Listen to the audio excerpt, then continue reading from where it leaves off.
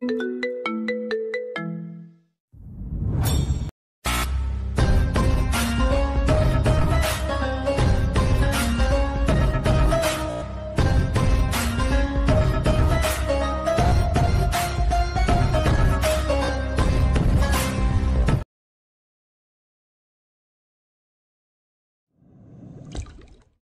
ছেলে কুত্তার বাচ্চা খ্যাত, তোর সাহস কি করে হয় আমার অন্য টেনে ধরার?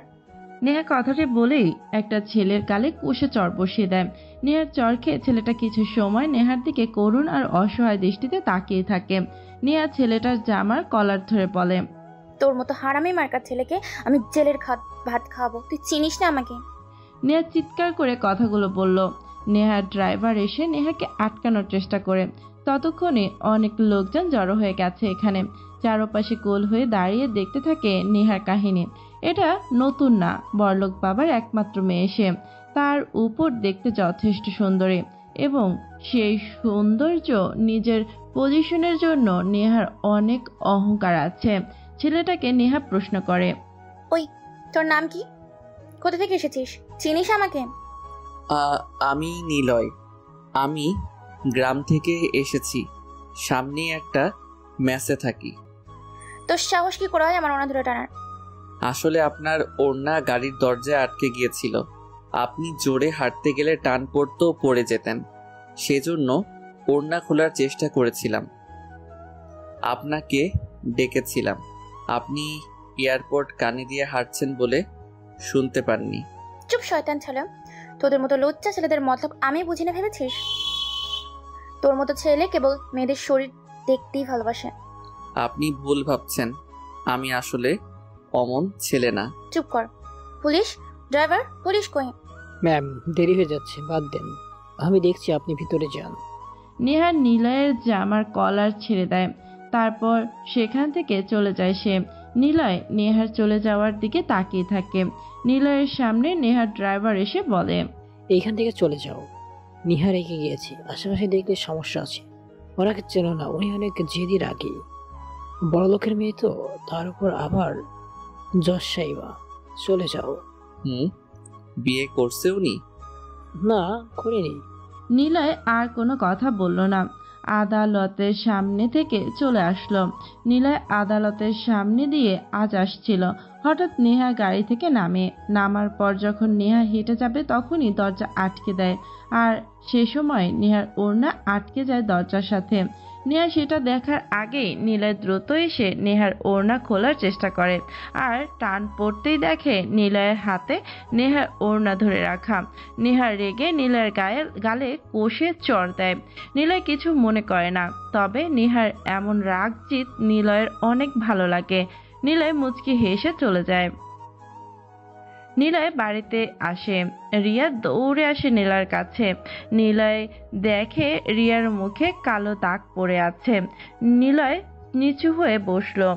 রিয়ার বয়স অল্প, ক্লাস 1-এ পড়ুয়া বাচ্চার বয়স। নিলয় রিয়াকে বলে, কি ব্যাপার, তোর গালে কালো দাগ কেন? অনেক ব্যথা আমার গাল। কেন রে, কি হয়েছে? মা আমারই মারছে। কি করেছিস রে? আজকে আমার অনেক জ্বর আসছিল, মা তো দুপুরে আমাকে বাসা থেকে বের করে দেয়। আজকে যেতে পারিনি বলে মেরে বের করে দিয়েছে। মায়ের সাথে ওই কাকুটা আমাকে আরো মাকে বলে, ওই মেয়ে চল বিছানায়, আমাকে বের করে দেয়। তারপর আচ্ছা, দুপুরে খেয়েছিস? না, খাইনি। আচ্ছা, আয় আমার সাথে। নিলয় রিয়াকে কোলে নিয়ে রেস্টুরেন্টের ভিতরে আসলো। দামি একটি রেস্টুরেন্ট। নিলয়কে আর ময়লা কাপড় পরা বাচ্চা মেয়েকে দেখে প্রথমে কেউ রেস্টুরেন্টে ঢুকতে দিচ্ছিল না, কিন্তু নিলয় জোর করেই সেখানে প্রবেশ করে। নিলয়ের সাথে রিয়ার পরিচয় এখানে রাস্তাতেই। নিলয় যেদিন ঢাকাতে আসে সেদিন নিলয়ের সাথে রিয়ার প্রথম দেখা হয়। রিয়া একটা রুটি কিনে নিয়ে রাস্তার পাশে বসেছিল। তখন কতগুলো কুকুর এসে রিয়ার থেকে রুটি কেড়ে নিতে চাইছিল। রিয়া ভয়ে চিৎকার করে কাঁদছিল, কিন্তু কেউ এসে রিয়াকে সাহায্য করেনি। রিয়ার দিকে তাকিয়ে সবাই চলে যাচ্ছিল, কিন্তু নিলয় এগিয়ে আসে। রিয়াকে সেখান থেকে নিয়ে আসে নিলয়। রিয়ার হাতে পায়ে গালে মার খাওয়ার অনেক দাগ। নিলয় সেদিন প্রশ্ন করে। তোর নাম কি? রিয়া। তোমার নাম কি? আমার নাম হিংস্র মানব। সেটা কেমন নাম? তুমি তো অনেক ভালো। না, আমি অনেক ভয়ঙ্কর। মোটেও না, সুন্দর নাম বলো। নিলয়। তুমি কি আমার বন্ধু হবা? আমার না কোনো বন্ধু নেই, জানো? হ্যাঁ হব। তা তোর বন্ধু নেই কেন? তোর গায়ে এসব দাগ কেন রে? আমার মা আঙ্কেলদের সাথে ঘুমায় বলে আমার বন্ধু নেই, কেউ মিশে না আমার সাথে। আর এসব দাগ আমার মা আর আঙ্কেলরা মেরেছে আমাকে, তাই দাগ পড়ে গেছে। নিলয় রিয়ার কথা শুনে অবাক হয়। এতটুকু বাচ্চা মেয়ের সাথে কেউ এমন করে? নিলয় রিয়ার মাথায় হাত বুলিয়ে বলে, আজ থেকে আমরা বন্ধু। কোথায় থাকিস তুই? ওই তো সামনের বিল্ডিংয়ে। নিলয়ের সাথে এভাবে রিয়ার পরিচয় হয়। মেয়েটা নিলয়কে অনেক বিশ্বাস করে, বন্ধু হিসেবে সব কিছু বলে। রিয়াকে রেস্টুরেন্ট থেকে খাইয়ে নিলয় বাড়িতে চলে আসে। নেহা বেশ বিরক্ত। ডার্ক কিলার নিয়ে বেশ বিরক্ত হয়ে গেছে নেহা। প্রতিদিন এই ডার্ক কিলার নিয়ে একটা না একটা কেস আসবেই। দেশের বড় বড় পর্যায়ে থাকা লোকদের ডার্ক কিলার খুন করছে, কিন্তু কেন? নেহা ডার্ক কিলারে খুঁজে বের করে ক্রস ফায়ারের নির্দেশ দিয়েছে। ডার্ক কিলার কে, থাকে কোথায়, তার নাম কি, এসব কিছুই জানে না কেউ। কেবল খুন করার সময় ডার্ক কিলারের নাম লিখে যায় রক্ত দিয়ে। নেহা বাড়িতে এসেছে। মেহরাব সাহেব নেহার চেহারা দেখে বুঝতে পারে আজকে অনেক কিছু হয়েছে। নেহা চাচ্ছে না এসব নিয়ে কারোর সাথে কথা বলতে, এর জন্য কাউকে কিচ্ছু না বলে বাড়ি থেকে গাড়ি নিয়ে বের হয়। মেহরাব সাহেব ফোন করে কাকে যেন, কিন্তু কিছু সময় পর একটা ছেলে আসে বাইকে নিয়ে, গায়ে কালো পোশাক, সোজা মেহরাব সাহেবের কাছে এসে বসলো। মেহরাব সাহেব ছেলেটাকে ভালো করেই চেনে। তিনি ছেলেটার নাম ধরে বলল, নিলয়, মাই বয়, মাই চ্যাম্প। কি খবর তোমার? আমাকে কখনো তুমি ফোন বা মেসেজ করো না কেন? মেহরাব সাহেব, আমাকে আপনার প্রয়োজন, নিলয়ের প্রয়োজন হয় না কখনো। নিলয় সবার প্রয়োজনে ব্যবহার হয়, এজন্য নিলয় কাউকে খোঁজে না। আর নিলয় যাকে খুঁজে সেদিন তার শেষ দিন হয়। বলেন, ডাকলেন কেন? নিলয়, তোমাকে তো বলেছি আমি কি চাই। জলদি করো, আমি ক্ষমতা চাই। পেয়ে যাবেন। তুমি কি চাও বলো নিলয়? আমার কিছু চাই না, আমি নিয়ে নেই, দরকার হলে নিয়ে নিব। আসি। নিলয় কথাগুলো বলেই সেখান থেকে চলে আসে। মেহরাব সাহেব নিলয়ের চলে যাওয়ার দিকে তাকিয়ে থাকে। নিলয়কে এই শহরে এনেছে মেহরাব সাহেব।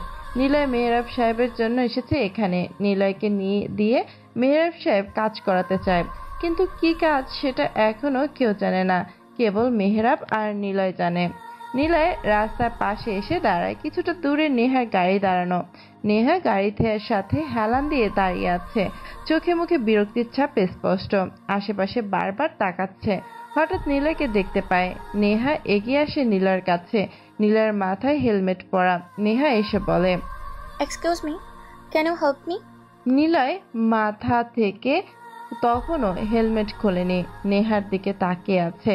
নেহা আবার বলে, অ্যাকচুয়ালি আমার গাড়িটা হঠাৎ স্টার্ট নিচ্ছে না, আমি আমার ড্রাইভারকে বলেছি, আমাকে একটু হেল্প করবেন? নিলয় হেলমেট না খুলেই বলে, সরি, আমি যাকে তাকে হেল্প করি না। আর আমি হয়তো আপনার মতলবটা বুঝতে পেরেছি। হ্যান্ডসাম ছেলে দেখে গাড়ির নষ্টের বাহানা খুঁজে বাইকে উঠতে চাচ্ছেন, আর তারপর ড্রপ শেষে বলবেন আপনি তো অনেক সুন্দর রাইড করতে পারেন, নাম্বারটা দেওয়া যাবে কি? দরকার পড়লে কল করব। এসব পুরনো ট্রিক, নতুন কিছু থাকলে বলেন তো। নেহার রাগে ফুঁসতে থাকে। এই প্রথমবার নেহার সামনে কেউ এভাবে কথা বলল। রাগে ও সারা শরীর লাল বর্ণের আকার ধারণ করেছে। ওই কি বলছেন আপনি এসব? আপনি চিনেন আমি কে? ফালতু লোক একটা। আপনাকে চিনে আমার কি হবে? রাজকন্যা তো আর না, তাই না? আমি এখানকার আদালতের জজ, আমাকে সবাই ভয় পায়, আপনাকে আমি পুলিশে দিব। আপনার জজগিরি আপনি আদালতে রাখেন। নিজের দিকে তাকিয়েছেন, শকুন প্যাঁচার মতো দেখতে, আসছে জজগিরি দেখাতে। ওই আপনার সাহস কি করে হয় আমাকে প্যাঁচা বলার? নিলয় কোনো পাত্তা দেয় না, বাইক স্টার্ট করে সেখান থেকে চলে যায়। নেহা হাঁ করে নিলয়ের চলে যাওয়ার দিকে তাকিয়ে থাকে। নেহার সামনে এই প্রথম কোনো ছেলে এভাবে ভাব নিয়ে কথা বলে সামনে থেকে চলে গেল। নেহা রাগ নিয়ে হাঁটতে শুরু করলো। রাস্তাটা বেশ নির্জন, যানবাহন ছাড়া এই রাস্তা দিয়ে তেমন কেউই আসে না। নেহা একা হাঁটতে থাকে। হঠাৎ 4টা বাইক এসে থামে নেহার সামনে। নেহাকে চারপাশতে ঘিরে ধরে। নেহা কিছুটা ভয় পায়, কিন্তু নেহার মনে অহংকারে ভরপুর। সে ওদের সামনে দাঁড়িয়ে থাকে। একটা ছেলে বাইক থেকে নামে। ছেলেটার নাম শুভ। সে নেহার সামনে এসে দাঁড়ায়। নেহা শুভকে ভালো করে চেনে। শুভর ভাইকে 3 দিনের রিমান্ডের রায় দিয়েছে নেহা। এটা আটকাতে শুভ নেহাকে 50 লাখ টাকার অফার করেছিল, কিন্তু নেহা রাজি হয়নি। উল্টো আরো 2 দিন রিমান্ডের রায় বাড়িয়ে দেয়, যা শুভ মেনে নেয়নি। তার ভাই সৌরভ রিমান্ডে মার খেয়ে মারা যাওয়া যায়, তবে সৌরভ মারা যাওয়ার আগে শুভর হিরোইনের ব্যবসার কথা সব পুলিশদের বলে যায়। এই জন্যই শুভ বেশ কয়েকদিন ধরে শহরের বাইরে ছিল। তবে ওর নামে ড্রাগস সাপ্লাইয়ার কেস উঠে আসে। সে কারণে শুভ নানা জায়গাতে পালিয়ে বেড়াচ্ছে। তবে নেহার উপরে নজর রেখেছিল ওর গুপ্তচরের ধারা। এর জন্যই আজ যখন নেহাকে একা পেয়েছে তখনই শুভ এখানে হাজির। নেহার সামনে আসতেই নেহা বলে, শুভ, তুই না পলাতক? হা হা হা, জজ সাহেবা, আমি পালাতক। তাতে কি, আমি বেঁচে আছি। বলেছিলাম না বেঁচে থাকতে একদিন আপনার সাথে আমার দেখা হবে। দেখা হয়ে গেল। এবার আপনার কপালে খুব খারাপ কিছু আছে, খারাপ কিছু ঘটতে যাচ্ছে। দেখ শুভ, আমার কাছে আসবি না। আমাকে তুই চিনিস। তোর মুখে আমার দেওয়া থুতু অনেক দামি। এতটা অহংকার তোর? তোর অহংকারের বীজ দাঁত আমি ভেঙে ফেলবো। নেহা শুভর গালে কষে একটা চড় দেয়। শুভ লোকেরা নেহার দিকে এগিয়ে আসতে চায়। শুভ হাত বাড়িয়ে ওদেরকে আটকায়। শুভ হাসতে হাসতে বলে, সাপ ধরতে এসেছি, সাপের ছবল যদি না নেই তাহলে কি মজা হবে? জজ সাহেবা, সেদিন যদি আমার ভাইকে ছেড়ে দিতেন আপনি, তাহলে সে মরতো না। আপনার জন্যে সে আর দুনিয়াতে নেই। আপনার অহংকার আপনাকে আজ আমার কাছে এনেছে। আপনার গায়ে কলঙ্কর দাগ লাগিয়ে দেব, তারপর দেখব এই অহংকার কোথায় যায়। শুভ, আমি তোকে লাস্ট বার ওয়ার্ন করছি, আমার কাছে আসবি না। এরপর ভালো হবে না বলে দিলাম। ওই নেহাকে তুলে নিয়ে আয়, চিৎকার যেন না করে। শুভর কথা মতো ওরা নেহার হাত মুখ বেঁধে দিয়ে গাড়িতে তোলে। তারপর বাইকে করে সেখান থেকে চলে আসে ওরা। নিলয়ের বাড়িতে আসলো। নিলয় যখন ভেতরে আসে তখন গেট দিয়ে মাতাল হয়ে একটা লোক বের হচ্ছে। পাশে জিয়ার মা লতা দাঁড়িয়ে আছে। লোকটা লতার কাঁধ ধরে দাঁড়িয়ে নিলয়ের দিকে তাকিয়ে আছে। নিলয়কে দেখে রিয়া দৌড়ে আসে। নিলয়কে বলে, ভাইয়া, এই লোকটা আম্মুকে মারছে অনেক। আমি বারণ করেছি বলে আমাকেও লাথি মারছে। রিয়ার কথা শুনে নিলয়ের রাগে সারা গায়ের লোম দাঁড়িয়ে যায়। নিলয় লোকটাকে বলে, এতটুকু মেয়েকে মারছেন কেন? ওই বেটা, তুই কে রে? চিনিস আমারে? আমি মেয়রের লোক, কামাল নাম আমার। আমি কিন্তু তোরে মাইরা ফেলামু। রিয়াকে কেন মারলেন? ওই লতামারি, এই নাগরটা কে রে? নতুন পাইছিস নাকি? বডিগার্ড রাখা ধরছস? দিলা, ভিতরে যাও তুমি। কামাল ভাই, লোকটা বাড়িওয়ালার কাজের লোক, বুঝেনি তো? রিয়া ওর সাথে খেলে, রিয়াকে সে স্কুলে নিয়ে যায়। কি, এতটুকু মেয়ের তুই এত বড় বেটার কাছে শুতে দিস? ইস, তোর মেয়েটাও তো খাসা মাল একটা। তোর মেয়ের জন্য কত নিবি তুই? কামালের কথা শেষ হতেই নিলয় চোখ বন্ধ করলো। রাগে ওর হাত কাঁপছে, কিন্তু রিয়ার সামনে নিলয় নিজেকে কন্ট্রোল করলো। নিলয় সরে দাঁড়ায় গেটের সামনে থেকে। নিলয় চোখের পাতা না ফেলে কামালের দিকে তাকিয়ে থাকে। কামাল নিলয়ের গাল টেনে দিয়ে বলে, শালা, চোখ সরা বলছি, নিচে দৃষ্টি রাখ। তোর চোখ এত লাল কেন? সরা বলছি। কামাল কথাটা বলেই হাসে। রিয়ার গালে হাত দেয়। নিলয় চুপচাপ দাঁড়িয়ে থাকে। গেট পার হয় কামাল। রিয়াকে তার মায়ের কাছে দেয়। বলে, রিয়াকে? ভিতরে নিয়ে যান। আমি যেন না শুনি রিয়ার সাথে আপনি খারাপ ব্যবহার করেছেন। আমি আসছি। নিলয় কথাটা বলেই পকেট থেকে ফোন বের করে কল দেয় সে এক জায়গাতে। তারপর নিলয় ল্যাম্প পোস্টে বসে আছে। কিছুটা দূরে ধীর পায়ে হেঁটে আসতে থাকে কামাল মিয়া। নিলয় ল্যাম্প পোস্টের নিচে বসে সিগারেট টেনে যাচ্ছে। পাশে একটা ড্রিঙ্কসের বোতল রাখা। কামাল হাঁটতে হাঁটতে নিলয়ের কাছে আসলো। নিলয় এতক্ষণে কালো মাস্ক পরে নিয়েছে।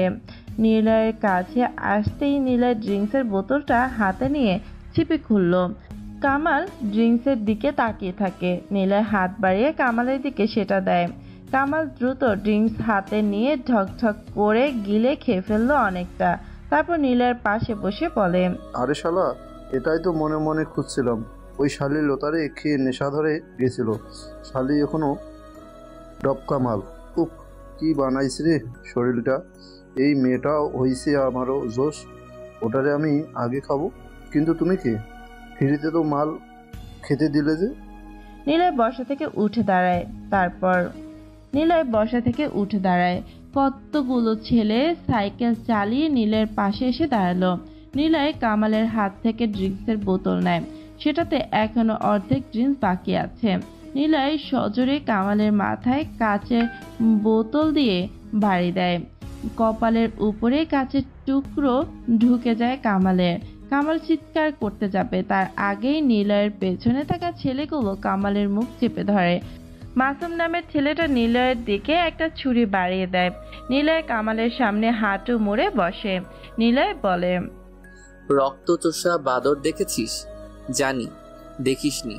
তোর রক্ত চুষে তোর গায়ে বমি করে দিব শালা কুত্তার বাচ্চা। ওই তোরা ওর হাত ধর একজন। নিলয়ের কথা মতো কামালের হাত ধরল সিয়াম। নিলয় কামালের হাতের গোছা থেকে এক কোপ দিয়ে ভারী ধারালো ছুরি দিয়ে হাত কেটে নেয়।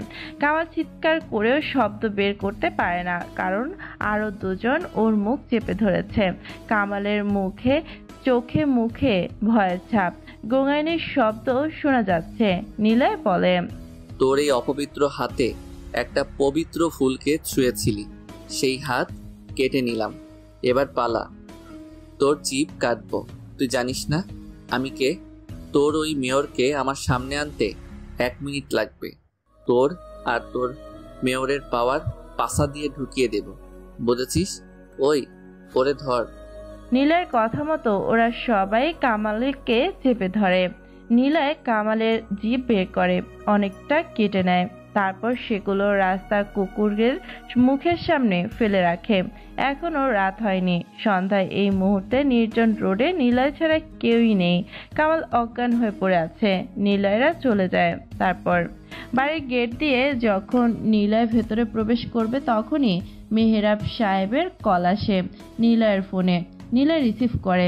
মেহেরাব সাহেব বেশ চিন্তিত আর ভয়ার্ত গলায় বলল, নিলয়, নেহাকে খুঁজে পাচ্ছি না। নেহাকে সেই দুপুর থেকে পাচ্ছি না। কল দিয়েছি, রিং হয়, কিন্তু রিসিভ হচ্ছে না। নিলয়, আমার মেয়েকে চাই। সব কিছুর বিনিময়ে আমার মেয়েকে আমি চাই।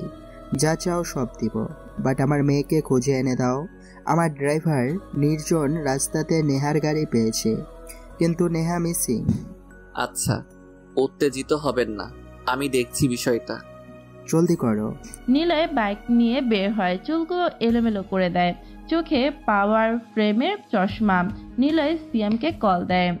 তোকে নেহার নাম্বার দিচ্ছি, লোকেশন আমাকে এখনই বের করে দে।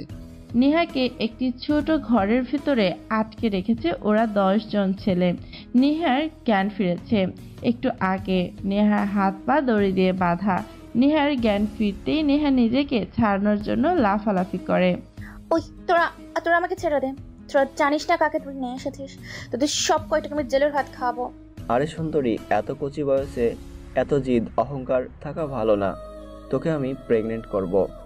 শালা তোরা তুমি খুন করব। শুভ হাসতে থাকে নেহার কথা শুনে।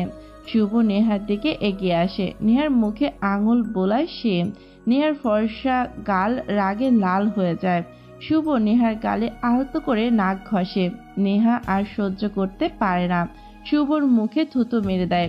শুভ কিছুটা দূরে সরে আসে। শুভ রেগে যায়। শুভ বলে, শালি তোকে আজ আমি ধর্ষণ করব, তোরে আমি ভোগ করব। তুই চিনিস না আমাকে, আমার হাতে তুই বন্দি, তোকে এখন কেউ খুঁজে পাবে না। তুই বুঝবি আমি তোর সাথে এখন কি কি করতে পারি। হা হা হা। আমার কাছে আসার চেষ্টাও করবি না বলে দিলাম। আমার বাবা যদি জানতে পারে তোকে মেরে ফেলবে। একবার আমাকে যেতে দে এখান থেকে, তারপর তোকে দেখাচ্ছি কি করতে পারি। তোরা সবাই রেডি হ, এই শালিরে আজকে গণরেপ করব। শুভ সহ বাকিরা নেহার দিকে এগিয়ে আসে। হঠাৎ দরজার কড়া নাড়ার শব্দ শোনা যায়। নেহা সহ বাকিরা সেদিকে তাকায়। নেহা চিৎকার করে হেল্প করতে থাকে। একটা ছেলে এসে নেহার মুখ চেপে লাগিয়ে দেয়। দরজার কি হলে একটা ছেলে এসে চোখ রাখে। একটা হাবাগোবা ছেলেকে দাঁড়িয়ে থাকতে দেখে সে। দরজা খুলল ছেলেটা। ছেলেটার নাম মামুন। মামুন দরজা খুলে দেখে বাইরে কেউ নেই। মামুন আশেপাশে তাকায়, কিন্তু কাউকে দেখতে পায় না। হঠাৎ একজন মামুনের পেছনে এসে দাঁড়ালো। মামুন ঘুরে তাকিয়ে দেখে কালো পোশাক পরে, মাস্ক, মোজা পরে দাঁড়িয়ে আছে একটা ছেলে। ছেলেটা হলো নিলয়। মামুন কিছু বলতে যাবে তার আগেই নিলয় মামুনের কপাল সোজা সাইলেন্সার লাগানো পিস্তল দিয়ে গুলি করে। ভেতর থেকে শুভ চিৎকার করে বলে, ওই মামুন, কে আসলো রে? এত দেরি হচ্ছে কেন রে? কি হচ্ছে বাইরে? তখনই দরজা আটকানোর শব্দ শুনতে পায় ওরা। তারা ভাবে মামুন হয়তো দরজা আটকে ওদের কাছে আসছে, কিন্তু কয়েক সেকেন্ড পর ওরা দেখতে পায় কালো পোশাকে কেউ একজন ওদের সামনে এসে দাঁড়িয়েছে। নিলয় তার ভয়েস কিছুটা মোটা করে বলল, hello everyone, dark killer is here. Niloy একটা চেয়ার টেনে ওদের সামনে বসলো। ওরা জানে ডার্ক কিলার কেমন স্বভাবের। ওরা ভয়ে চুপসে গিয়েছে। নিলয় চেয়ারে বসে পায়ের উপর পা তুলে দিয়ে বলল, হ্যালো নেহা, ওই কে আছিস? টেপ খুলে দে নেহার মুখ থেকে। তখনই ভেতরে আরো কয়েকজন ছেলে প্রবেশ করে। এরা সবাই নিলয়ের লোক, সবার মুখে মাস্ক লাগানো। শুভরা ভয়ে একদম চুপ হয়ে গেছে, কিন্তু শুভ বুঝতে পারে না ডার্ক কিলার এখানে কি করছে। নিলয় শুভর দিকে তাকিয়ে বলে, তোর ভাই ড্রাগসের বিজনেস করতো না? কি যেন নাম ছিল, ভুলে গেছি। আমাকে বলেছিল 80% ভাগ দিবে যেন আমি তার ড্রাগস দেশে আনার ব্যবস্থা করে দেই, কিন্তু রাজি হইনি। এসব ভালো না বুঝলি? তুই না ওর বড় ভাই, মাছের পেটের ভিতরে অস্ত্রের বিজনেস করিস। তা জজ সাহেবা জানে? ডার্ক কিলার, আপনি এখানে? কিন্তু আপনাকে তো পুলিশ করছে। তোমাকে তো অর্ডার দেওয়া হয়েছে গুলি করে মেরে ফেলতে। হ্যাঁ জানি, আপনি 3 বার রায় দিয়েছেন। বস, আপনি এখানে কেন? আসলে নেহাকে এখান থেকে নিয়ে যেতে এসেছি। কিন্তু নেহা আমার শিকার, নেহাকে তো এত সহজে নিয়ে যাওয়া যাবে না। সেটা তো আমি জানি, কিন্তু আপনারা দলে 4 জন, আমরা 10 জন। কি মনে হয় আপনি তাকে নিয়ে যেতে পারবেন এখান থেকে? তাই নাকি? আচ্ছা মিস নেহা, একটু চোখ বন্ধ করেন, না হলে ভয় পাবেন আপনি। ওই তোরা কি দেখছিস, মার ওকে। শুভর কথা শুনে বাকি ছেলেগুলো নিলয়ের দিকে এগিয়ে আসে, কিন্তু নিলয়ের পেছনে থাকা অর্করা পিস্তল দিয়ে সব কয়টাকে বুক ফুটো করে দেয়। কয়েক মিনিট সবগুলো মরে পড়ে থাকে। নিলয় বসা থেকে উঠে দাঁড়ায়। নেহা ভয়ে চোখ বড় বড় করে তাকিয়ে আছে নিলয়ের দিকে। নিলয় শব্দ করে হাসলো। নিলয় হাসতে হাসতে বলে, ভয় পেয়েছেন মিস নেহা? যাই হোক, এই ব্যাটাকে কি করব? মেরে ফেলবো? আইন নিজের, আমি জজ। হি হি হি হি। ভাই আমাকে ছেড়ে দেন, আমি এই দেশ ছেড়ে চলে যাব। নো নো, ডার্ক কিলার কাউকে জীবিত ছাড়ে না। দেখুন, পুলিশ আপনাকে ধরে নিয়ে যাবে। ওকে মারবেন না। ও এই ব্যাপার? নিলয় একটা ফাঁকা গুলি করে। ঠিক তখনই কতগুলো পুলিশ ঘরের ভেতরে প্রবেশ করে। নেহা অবাক হয় যে পুলিশদের অর্ডার দেওয়া আছে ডার্ক কিলারকে সরাসরি গুলি করার। কি সেই পুলিশ নিলয়ের কথা মতো চলছে? নেহা বোকার মতো তাকিয়ে আছে।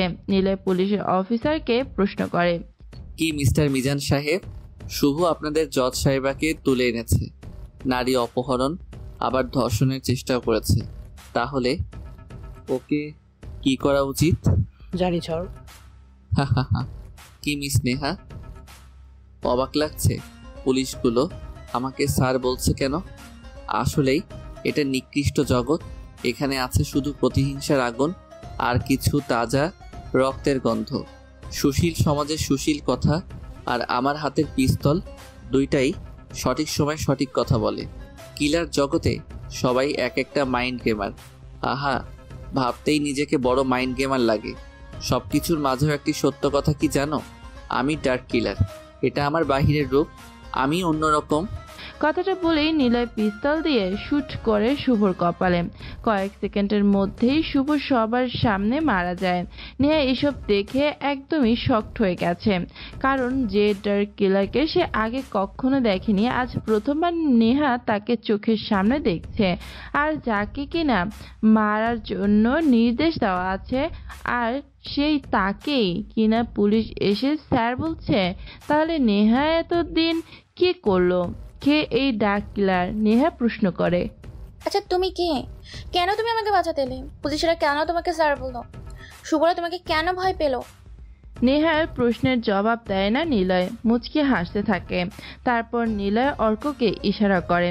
অর্ক এসে নেহার মুখে একটা রুমাল রাখে। নেহা সেটা শুকেই অজ্ঞান হয়ে যায়। রাত বাড়ে। নেহার যেখানে গাড়ি নষ্ট হয়েছে সেখানে নেহাকে রেখে আসা হয়েছে। পাশে নিলয় বসা, যদিও নিলয়ের এখন সেই আগের ড্রেস আপ আছে, মানে চোখে চশমা, চুলগুলো এলোমেলো, ফর্মাল সাধারণ ড্রেস আপ। নেহার জ্ঞান ফিরেছে। সে চোখ খুলতেই দেখে আগের জায়গাতে এখনো বসে আছে। নেহা আশেপাশে এখনো তাকায়, নিলয়কে দূরে দাঁড়িয়ে থাকতে দেখে। নেহা নিলয়কে পেছন থেকে দেখে বলে, এক্সকিউজ মি, হ্যালো, এই যে শুনছেন? নিলয় ঘুরে তাকায়, নেহার কাছে এগিয়ে আসে। নেহা নিলয়কে চিনতে পারে, সেদিনের ওই সকালের ছেলেটা যে নেহার ওড়না টেনে ধরেছিল। নেহা নিলয়কে দেখেই তেলে বেগুনে জ্বলে ওঠে। নিলয়ের কাপড় চোপড় দিকে তাকাতে থাকে। নিলয় মুচকি হেসে বলে, ভয় পাবেন না, আমি কিছু করিনি। আমার সাইকেল রাখা এখানে। আমি এই দিক দিয়ে যাচ্ছিলাম, হঠাৎ বাইক থেকে কতগুলো ছেলে আমাকে ডাকলো। আমি এগিয়ে যাই। তারা বলে ওরা নাকি ডার্ক কিলারের লোক, আপনাকে এখানে রেখে যাবে তারা। আমাকে আপনার জ্ঞান ফেরা অবধি যেন পাহারা দিয়ে রাখি।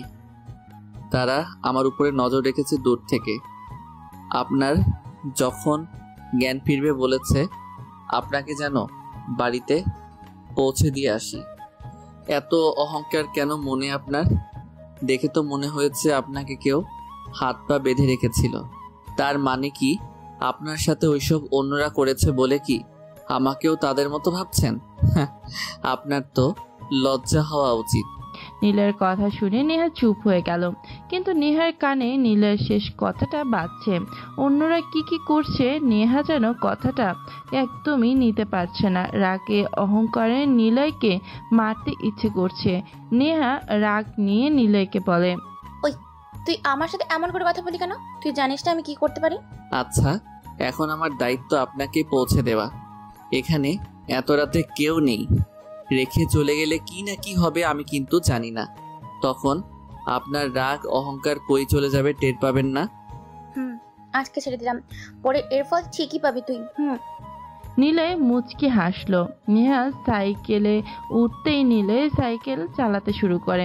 নেহা প্রথমবার সাইকেলে উঠেছে, ঠিকমতো কোনো কিছুই ধরে বসতে পারছে না। বারংবার নড়ছে নেহা, আর সাইকেলও ঠিকমতো সোজা যেতে পারছে না। নিলয় সাইকেল থামিয়ে বলে, ওই আপনার সমস্যা কি? বারবার এত নড়ছেন কেন? ঠিক মতো বসতে পারছেন না? আমাকে বকা দিবেন না, আমি কখনো সাইকেলে উঠিনি, তাই বসতে সমস্যা হচ্ছে। ধরে বসবেন। আমি পারছি না। আচ্ছা, তাহলে সামনে এসে বসেন। নেহা নিলয়ের সাইকেলের সামনে বসলো। নেহার চুলগুলো তখন খোপা করা। নিলয় সাইকেলের স্পিড বাড়তে থাকে। নেহার কাঁধে নিলয়ের নিঃশ্বাসের স্পর্শ পড়তে থাকে। নেহা চুপচাপ বসে আছে। আসলেই সত্য, সে অনুভব করে তার অনেক অহংকার, অথচ তাকে বাঁচাতে ছেলেরাই এগিয়ে গেছে, পুলিশ কেউ আসেনি। নিলয় সাইকেল চালাচ্ছে তার গতিতে। রাস্তার মাঝে মাঝে একটু ঝাঁকি খাচ্ছে।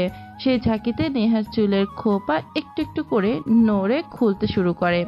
খানিকক্ষণ পর বড় একটা গর্তের কারণে জোরে একটা ঝাঁকি হয়। ঝাঁকি খেয়ে নেহা নিলয়কে বকতেই যাবে, ঠিক তখনই নেহার কালো লম্বা চুলগুলোর খোপা খুলে পড়ে আর সাইকেলের গতি থাকাতে নেহার খোলা চুল সোজা নিলয়ের মুখের উপর এসে পড়ে।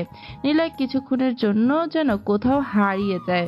শ্যাম্পু করা রেশমি চুলের ঘ্রাণে নিলয় যেন এক ঝটকাতে নেহার প্রেমে পড়ে যায়। নিলয়ের নিঃশ্বাস ভারী হতে থাকে। নেহা বারবার চুলগুলো ঠিক করতে থাকে। নেহা বুঝতে পারে তার অবাধ্য চুলগুলো সোজা নিলয়ের মুখের উপর পড়েছে। নিলয় নেহাকে ওর বাড়ির সামনে এসে নামিয়ে দেয়। নেহা সাইকেল থেকে নেমে নিলয়ের দিকে তাকিয়ে আছে। নিলয় হাঁপিয়ে গেছে। হাঁপাতে হাঁপাতে নিলয় বলল, আপনি কি খান রোজ? কেন? এত ভারী কেন আপনি? এত ওজন কিভাবে বাড়ালেন? ওই আমি মোটা না, আমি স্লিম, বলিউডের নায়িকাদের মতো, বুঝেছেন? হ্যাঁ, মুজরা করে সাইড নায়িকা, বুঝলাম। ওই কি বললেন আপনি? তুমি? নিলয় আর সেখানে দাঁড়ায় না, সোজা সাইকেল চালিয়ে নেহার সামনে থেকে চলে আসে। কিছু দূর এসে নিলয় জোরে ডাক দিয়ে বলে, আপনার রাগী চেহারা আপনার সাথে মানায় না, বুঝলেন? খোলা চুলে আপনাকে অনেক বেশি সুন্দর লাগে, যদিও হুতুম পেঁচারা বেশি সুন্দর হয় না, তবে আপনি হুতুম পেঁচার রানী। আপনাকে যদি আমি সামনে পেয়েছি না, আপনার খবর আছে বলে দিলাম। নিলয় আর দাঁড়ায় না, সাইকেল চালিয়ে চলে আসে। নেহা দ্রুত বাড়ির ভেতরে আসলো। বাড়ির দারোয়ান নেহাকে দেখেই খুশি হয়েছে। নেহা সারা দিন মিসিং ছিল, সেজন্যই সবাই টেনশন করছে। তাই নেহাকে দেখেই প্রশ্ন করে, ম্যাম আপনি ঠিক আছেন? কোথায় ছিলেন? আপনার কিছু হয়নি তো? দারোয়ানের প্রশ্ন শুনে নেহা রেগে যায়, কারণ নেহার এসব সহ্য হয় না। নিচু জাতের কেউ নেহাকে এত প্রশ্ন করুক, নেহার তা সহ্য হয় না। এর পেছনে কারণ নেহার অহংকার। নেহা ছাড়ি দেয়। চুপ! আমার লাইফে আমার বাবা ছাড়া কেউ এত প্রশ্ন করে না। আমি যেখানে ইচ্ছা, যার সাথে ইচ্ছা। তোর কি রে? নিজের মতো থাকবি, বুঝেছিস? নেহার কিছু না বলে ভেতরে চলে আসে। তারপর নেহা বাড়ির ভেতরে এসে দেখে ওর বাবা দাঁড়িয়ে আছে। নেহাকে বলে, বাড়ির দারোয়ানের সাথে তোর অমন ব্যবহার করা উচিত হয়নি। সে তোর জন্য বা বাড়ির সবাই তোর জন্য অনেক চিন্তা করছিল। নেহা অবাক হয়। ওর বাবা তাকে কোথায় ছিল, কই ছিল, কি হয়েছিল এসব প্রশ্ন না করে অন্য কথা বলছে, যেন মনে হচ্ছে ওর বাবা সবকিছু আগেই জানে। নেহা প্রশ্ন করলো, আমাকে কয়েকজন গুন্ডা তুলে নিয়ে গেছিল বাবা। সেটা একবার প্রশ্ন করলো না। কেমন আছি সারাদিন জানতে চাইলে না। কিভাবে এলাম এখানে সেটাও শুনলে না। রেস্ট নিতেও বলছো না, ঠিক আছে কিনা সেটাও জিজ্ঞাসা করলে না। আবার নাকি তোমরা আমার জন্য চিন্তা করেছিলে? তোমাদের কারো চিন্তা করা লাগবে না। আমি নিজেকে সামলাতে পারি, নিজেকে সেভ করতে পারি। নেহা কথাগুলো বলে ওর বাবা মেহরাব সাহেবের সামনে থেকে চলে গেল। মেহরাব সাহেব তা মেয়ের চলে যাওয়ার দিকে তাকিয়ে থাকে। আসলেই তো মেহরাব সাহেব কেন তাকে এসব নিয়ে প্রশ্ন করলো না?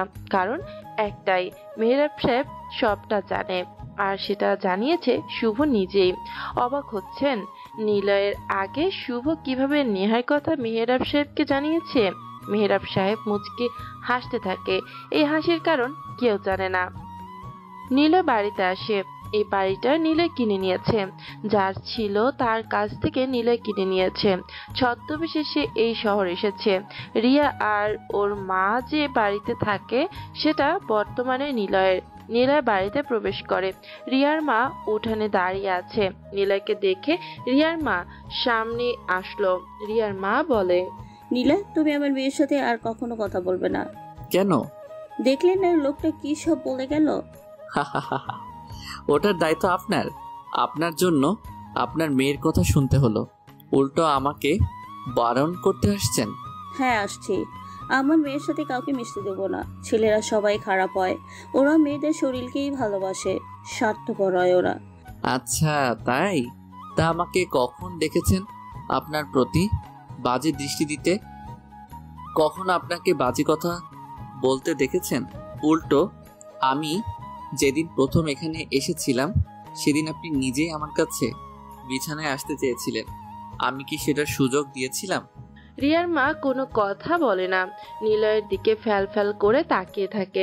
নিলয় একটা সিগারেট জ্বালায়।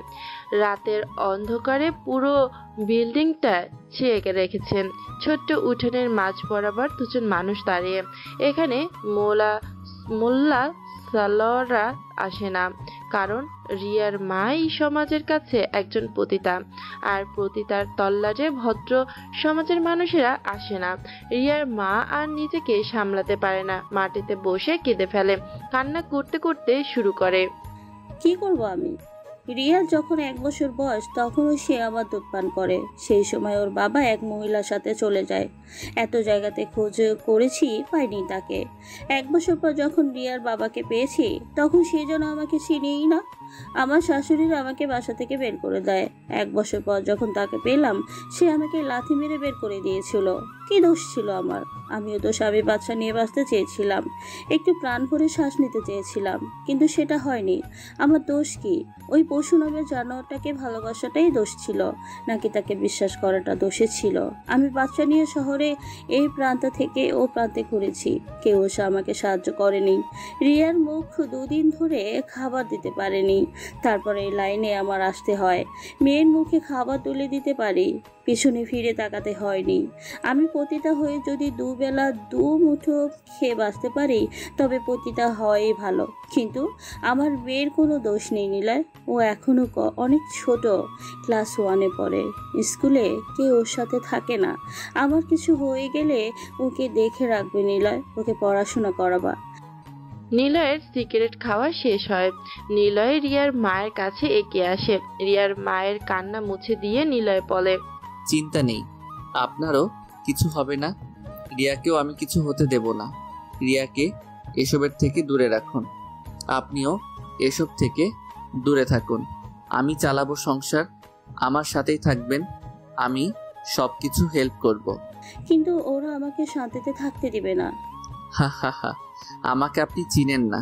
কারো সাহস নেই যে রিয়ার আর আপনার দিকে চোখ তুলে তাকাবে। নিশ্চিন্তে ঘুমাবেন এখন থেকে। রিয়ার মা খুশি হয়। নিলয়ের সামনে থেকে চলে যায় সে। নিলয় অর্কদের ফোন করে। অর্কদের সবটা বুঝিয়ে বলে দেয়। নেহা রুমের ভিতরে পায়চারি করছে। মনের ভিতরে অনেক প্রশ্ন ঘুরপাক খাচ্ছে। মনে মনে বলছে, ডার্ক কিলার আমাকে খুঁজে পেলো কিভাবে? ডার্ক কিলার আমার সাথে যেভাবে কথা বললো তাতে মনে হচ্ছে আমাকে আগে থেকেই চিনে, কিন্তু কিভাবে? আমি এত বড় জজ হওয়ার পরও ডার্ক কিলারের বিরুদ্ধে আমি ক্রস ফায়ারের হুমকি দিলাম, অথচ সে আমাকে সামনে পেয়েও মানলো না। সে আমাকে সেভ করেছে, সে আমার নামটাও জানে, স্বাভাবিকভাবে কথাও বলছে। তবে কি সে আমার পরিচিত কেউ? কিন্তু কিভাবে? আমার সাথে কোনো গ্যাংস্টার রাফিয়ানের পরিচয় থাকতে পারে কিভাবে? না না, আমার মাথায় কিচ্ছু আসছে না। নেহা আর ভাবতে পারে না। ভাবনাগুলো ওর সব এলোমেলো হয়ে যাচ্ছে। তবে হঠাৎ করে নীলের কথা নেহার মনে পড়ছে। ছেলেটা কতটা ভদ্র। সেদিন সকালে সত্যি নেহার ওড়না গাড়ির দরজা আটকে গিয়েছিল। সে তাকে সেভ করতেই এসেছিল। তাহলে নেহা কেন তাকে বকা দিয়েছিল? নেহা আবার নিজের সাথে কথা বলে, আচ্ছা, আমি যখনই ঝামেলাতে পড়ি তখনই নীলাই আসে কেন? ছেলেটাকে আমাকে ফলো করে, বাট ছেলেটা কত ইনোসেন্ট। রাখলে কি আমাকে পথা দেখায়? কই দেখি তো। নেহা আয়নার সামনে এসে দাঁড়ালো। হঠাৎ করে তার বাবার কথা মনে পড়ে। সাথে সাথে নেহার রাগ উঠে যায়, কারণ তার বাবা এখনো খোঁজ নিতে আসেনি। নেহার রাগী লুক নিয়ে তার বাবাকে বকা দেওয়ার ভঙ্গিতে বলে, তুমি অনেক খারাপ, আমাকে একটুও ভালোবাসো না তুমি। নেহা সত্যি দেখে রাগের চেহারাতে তাকে একদম হুতুম প্যাঁচার মতো লাগছে। ইস, আর রাগ করবো না আমি। নেহা এটা ভেবেই মুচকি হাসে। সাথে সাথে চুলগুলো ছেড়ে দেয় সে। নেহা অবাক হয়, আসলেই তো নেহাকে অনেক সুন্দর লাগছে। নেহা নিজেই যেন নিজের প্রেমে পড়ল, কিন্তু এই প্রেমের ঝলকানিই যেন নিলয় কেন্দ্রিক। কিন্তু নেহা তো নিজেকে কখনো দুর্বলতা সাড়া দিবে না। সে নিলয়ের প্রতি আকৃষ্ট হয়ে গেছে। নিলয়ের কথা আনমনে ভাবছে নেহা, আর মুচকি মুচকি হাসছে। হঠাৎ ওর দরজায় কড়া নাড়ার শব্দ আসে। নেহা তাকে দেখে নেহার মা আছে। নেহাকে দেখে বলে, কি রে, তুই একা একা হাসছিস কেন? কি হয়েছে? সারাদিন কোথায় ছিলি? নেহা হাসি বন্ধ করে, মুখে লজ্জার ভাব নিয়ে বলে, মা, তুমি আসার আর সময় পেলে না? ওর মা নেহার কাছে এসে বলে, সত্যি করে বল তো, তুই হাসছিলি কেন? প্রেমে পড়েছিস নাকি? নেহা ওর মাকে রুম থেকে বের করে দেয়। মেহরাব সাহেব চেয়ারে বসে আছে, সামনে ড্রিঙ্কসের বোতল রাখা। জানালার পাশে দাঁড়িয়ে নিলয় সিগারেট টানছে। মেহরাব সাহেব নিলয়কে প্রশ্ন করে, নিলয়, তোমার কাছে মৃত্যু মানে কি? নিলয় সিগারেটের অর্ধেক অংশ স্ট্রেতে রেখে মুচকে হাসতে থাকে। মেহরাব সাহেব নিলয়ের হাসি দেখে অবাক হয়। তিনি উঠে নিলয়ের পাশে এসে দাঁড়ালো। নিলয় বলল, স্যার, আমার কাছে মৃত্যু মানে একটা খেলা, যে খেলাতে আমরা সবাই প্লেয়ার। এটা এমন একটি খেলা যেটাতে ফিরে আসার বা সেকেন্ড টাইমের কোনো চান্স নেই। চারপাশে এত রহস্য, তোমার মধ্যেও অনেক রহস্য। রহস্যের এই সন্ধানে তুমি যদি মারা যাও? স্যার, আমরা মানুষেরা প্রত্যেক রহস্যের বেড়াজালে বন্দী। এই বন্দি জীবনে কেউ রাজা, কেউ প্রজা, কেউ মন্ত্রী, কেউ বা জনগণের উপরে ওঠার লড়াই করে বেঁচে থাকতে চাই। তুমি অনেক বুদ্ধিমান নিলয়। আমি মন্ত্রী হওয়ার জন্য সারা জীবন সবার আড়ালে গোপনে মানুষ মেরেছি। আমার মেয়ে সব নষ্ট করে দিয়েছে। আমার পথে সে বাধা হয়ে আছে। জানি স্যার, আপনি মন্ত্রী হতে আমাকেই ডেকেছেন। আপনার কাছে আমি এসেছি আপনাকে মন্ত্রী বানাতে। আপনি ডেকেছেন আপনার মেয়েকে আপনার রাস্তা থেকে সরাতে। কিন্তু আপনি আজ কেন আপনার মেয়েকে মারার জন্য লোক পাঠিয়েছেন? শুভকে কেন বলির পাঠা বানালেন? মেহরাব সাহেব মুচকি হাসে। নিলয় এই খবরটা জানলো কিভাবে? সে কখনো তো কাউকে বলেনি নেহাকে সে মারতে চায়। তাহলে নিলয় কিভাবে বুঝলো? মেহরাব সাহেবের প্রশ্ন করার আগে নিলয় বলল, ভয় পাচ্ছেন? আমি কিভাবে জানলাম? শুভর ফোনটা কিন্তু আমার কাছে। লাস্ট কলটা আপনারই ছিল। আর শুভ খুবই ধূর্ত, কারণ আপনার সাথে এ অবধি যত কথা বলেছেন সে সব কিছু রেকর্ড করে রেখে দিয়েছে। সে আপনাকে ব্ল্যাকমেইল করার প্ল্যান করেও রেখেছিল। আপনি যতই নিজেকে বুদ্ধিমান মনে করুন, আপনি কিন্তু ছোট্ট একজনের কাছে ধরা। নিলয়ের কথা শুনে মেহরাব সাহেব শব্দ করে হাসলো। নিলয় ঘুরে মেহরাব সাহেবকে দেখতে থাকে। মেহরাব সাহেবের হাসির রহস্য বুঝতে পারে না নিলয়। মেহরাব সাহেব এক নাগাড়ে বিদঘুটে হাসি দিয়ে বলে, নিলয়, তুমি আমাকে চিনো না। রাফিয়ান জগতে তুমি সবার সেরা হলেও এখনো বুদ্ধি হয়নি ঠিক মতো তোমার। আমি অলরেডি শুভর সব অপকর্মের হিসেব রেখেছি, ভিডিও করেছি। সেসব ভিডিও আমার কাছে আছে। সো কে কাকে ব্ল্যাকমেল করতো সেটা তুমি জানো না। ওহ গ্রেট, তার মানে আমার কিছুই আপনার কাছে আছে, তাই না? না নিলয়, নেই। তুমি সে সুযোগ আমাকে দাওনি। আর আমি তোমাকে ভালোবাসি তো। তোমার সাথে এসব করা যায় নাকি? তা কবে নেহা আর প্রধানমন্ত্রীকে মারবে তুমি? জলদি চাই আমার ক্ষমতা। আমি জানি তুমি যেমন নিজেকে রহস্য করে রাখো, তেমনই সবার রহস্য তুমি গোপনে রাখো। I love your style. আপনি বড়ই মাস্টার মাইন্ডের লোক মেহরাব সাহেব। আপনি একটা জিনিস। আমি তোমার থেকে বেশি জানি না। তুমি রাফিয়ান জগতের কিং, আমি সাদা জগতের কিং হতে চাই। তুমি অন্ধকারের রাজা হয়ে থাকো। দেখা যাক মৃত্যুর খেলাতে কতদিন বেঁচে থাকতে পারি। তবে আপনি সাবধানে থাকবেন। দেখা হবে আবার। অনেক রাত হয়েছে, অনেক কাজ বাকি। আসি। নিলয় মেহরাব সাহেবের সিক্রেট রুম থেকে বের হয়। সাধারণ ড্রেস পরা। নিলয় মেইন দরজা দিয়ে বের হচ্ছিল। উপরের ব্যালকনিতে নেহা ডার্ক কিলারের কেস নিয়ে ঘাটাঘাটি করতে করতে ব্যালকনিতে এসে দাঁড়িয়েছে, হাতে একটা কফির মগ। নেহার ব্যালকনি থেকে আকাশটা বেশ ভালো মতোই দেখা যায়। নেহা আকাশের দিকে তাকাতে গিয়ে হঠাৎ নিচের দিকে চোখ চলে যায় ওর।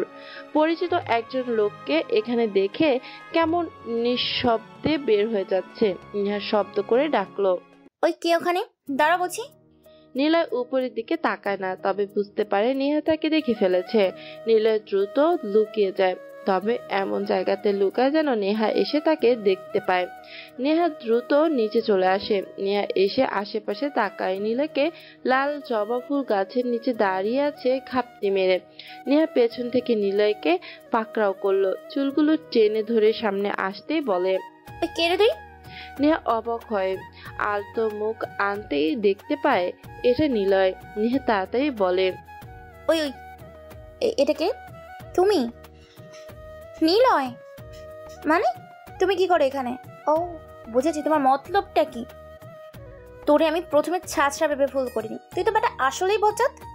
আমার বাড়িতে চুরি করতে চেয়েছিস, তোর খবর আছে। এসব করে বেড়াস তাই না? এখন বুঝতে পারছি তুই কেন সেদিন ওই নির্জন রাস্তায় গিয়েছিলি। ডার্ক ক্লিয়ার তোকে দেখে আমার দায়িত্ব দেয়। তুই একটা শয়তান। উফ, এবার একটু শ্বাস নেন ম্যাম। আসলে আমি এসেছিলাম চাঁদ দেখতে, দূর থেকে দেখতে পাচ্ছিলাম না বলে বাড়ির ভিতরে এসেছি। আমি কি করব? মানে কিসের চাঁদ? আকাশের দিকে তাকা, দেখ চাঁদ আছে সেখানে। সেটা তোর বাড়ি থেকেও দেখতে পারতি। এখানে আসছিস কেন? কি চুরি করেছিস বল আগে। হ্যাঁ, আমার বাড়ি থেকে তো আকাশের চাঁদ দেখা যায়, কিন্তু সেটা তো আকাশের চাঁদ, আমার চাঁদ না। আমার চাঁদ কি আকাশে থাকে? ওই মানে ওই ঠিক করে বল, নাহলে তোকে আমি জেলে থানাতে নিয়ে যাবো বলছি। কিন্তু হ্যাঁ, এত রাতে একজন ভদ্রলোকের বাড়িতে কিভাবে এলি? সিকিউরিটিরা কোথায়? চুরি তো ভালোই দক্ষতা দেখছি। আকাশের চাঁদ আকাশে থাকে, আর আমার চাঁদ থাকে এই বাড়িতে। আমি তাকে দেখতে এসেছি। আমার চাঁদটা হলেন আপনি, যেটা দেখতে কাছে আসতে হয়। আর আমি আমার চাঁদকে দেখতে যদি চোরও সাজতে হয়, তাহলে সেটার অপবাদ আমি মাথা পেতে নেব। নেহা এবার চুপ হয়ে যায়। নেহা কি বলবে ভেবে পাচ্ছে না। নেহার বুঝতে বাকি নেই নিলয় কি বোঝাতে চেয়েছে। নেহা নিলয়ের মুখের দিকে তাকিয়ে আছে। চাঁদের আলোতে দুজন মানুষ দাঁড়িয়ে আছে, দুজন দুজনকে দেখছে। নিলয় ফিসফিস করে বলল, আসলে সত্যি কথা বলি, আমি তোমাকে দেখতে এসেছিলাম। খুঁজে পাচ্ছিলাম না বলে চলে যাচ্ছিলাম। তোমাকে রাগী লুকে দেখতে পেঁচার মতো লাগে, এজন্য লুকিয়ে দেখলে তোমার হাসি হাসি মুখটা দেখতে পারবো বলে চলে এসেছি। এখন কি তুমি আমাকে শাস্তি দিবে বলো? তবে শাস্তি স্বরূপ আমি তোমার কাঠগড়াতে রোজ একবার যেতে চাই, যেন আমি তোমায় সামনে থেকে তোমাকে দেখতে পারি। নিলয় কথাটা বলে নেহার থেকে সরে আসে। তারপর দূরে এসে মুচকে হেসে বলে, ওই আকাশের চাঁদ জানুক, ছ্যাঁচড়া ছেলেটার একটা চাঁদ আছে, আর সে তারই প্রেমে পড়েছে। শাস্তির জন্য অপেক্ষাতে রইলাম ম্যাম। নিলয় দ্রুত চলে আসে সেখান থেকে। নেহা অবাক হয়ে তাকিয়ে আছে। এই প্রথম নেহার রাগ ও অহংকার জিদ যেন কোথায় হারিয়ে গেছে। নেহা হাসতে থাকে, মনে মনে বলে, এমন দুঃসাহস ছেলেকেই তো লাগবে আমার। নিলয় চলে যাওয়ার পর মেহরাব সাহেব আগের চেয়ারে এসে বসেছে। নিলয়ের সবকিছু মেহরাব সাহেবের কাছে ভিডিও করা আছে। মেহরাব সাহেব অনেক দ্রুত একজন মানুষ। নেহাকে সে মারতে চায়, তার কারণ নেহা আদালতের সব ড্রাগস বিজনেসদের ওপেন ফায়ারের অর্ডার দিয়েছে। পুলিশ যাকে পাচ্ছে তাকেই মেরে ফেলছে। মেহরাব সাহেব একজন অন্ধকার জগতের টপ ড্রাগস বিজনেসের ম্যান, তার আর আলোর জগতের মুখোশধারী একজন এমপি সে নামে সবার সামনে নিরীহ যেন একজন মানুষ, তবে অন্ধকার জগতে সে খুবই ভয়ঙ্কর, কারণ তার নিজের বিজনেসের জন্য তারই জজ হওয়া মেয়েকে মারার জন্য নিলয়কেই এনেছে। যদিও নিলয়কে দিয়ে মেহরাব সাহেব দুটো কাজ করাতে চাচ্ছে, একটা হলো প্রধানমন্ত্রী হওয়া, আর একটা হলো নিজের মেয়েকে তার রাস্তা থেকে সরিয়ে ফেলা। কিন্তু নিলয়ের এই কাজ শেষ হলে নিলয় তো আবার চলে যাবে, তখন ঝামেলা হলে কে দেখবে মেহরাবকে? সেজন্যই উনি নিলয়ের সব কাজ ভিডিও করে রাখছে, যাতে করে আগামীতে কাজে লাগে। কিন্তু নিলয়কে কি সহজেই ধরে রাখা যাবে? এর জন্য যদি জনগণ তার সব তথ্য পেয়ে যায়, তখন সব দোষ নিলয়ের উপরে চাপিয়ে দেবে বলে প্ল্যান করেছে। নেহা তার গাড়ির কাছে আসলো। আজকে ওর আদালতে যেতে হবে। গাড়ির দরজা খুলতেই সে একটা পেন ড্রাইভ আর একটা চিঠি দেখতে পায়। নেহা গাড়ির ভেতরে বসে পড়ে। চিঠিটা সে মেলে ধরলো। সেখানে লেখা, আমরা যা দেখি তা হয়তো সহজ মনে হলেও সবকিছু সহজ নয়। আপনি যেমন সূর্যকে সকাল হলেই দেখতে পারেন, তেমনি জীবনে কিছু জিনিস হুট করে দেখতে পেলে কি করবেন?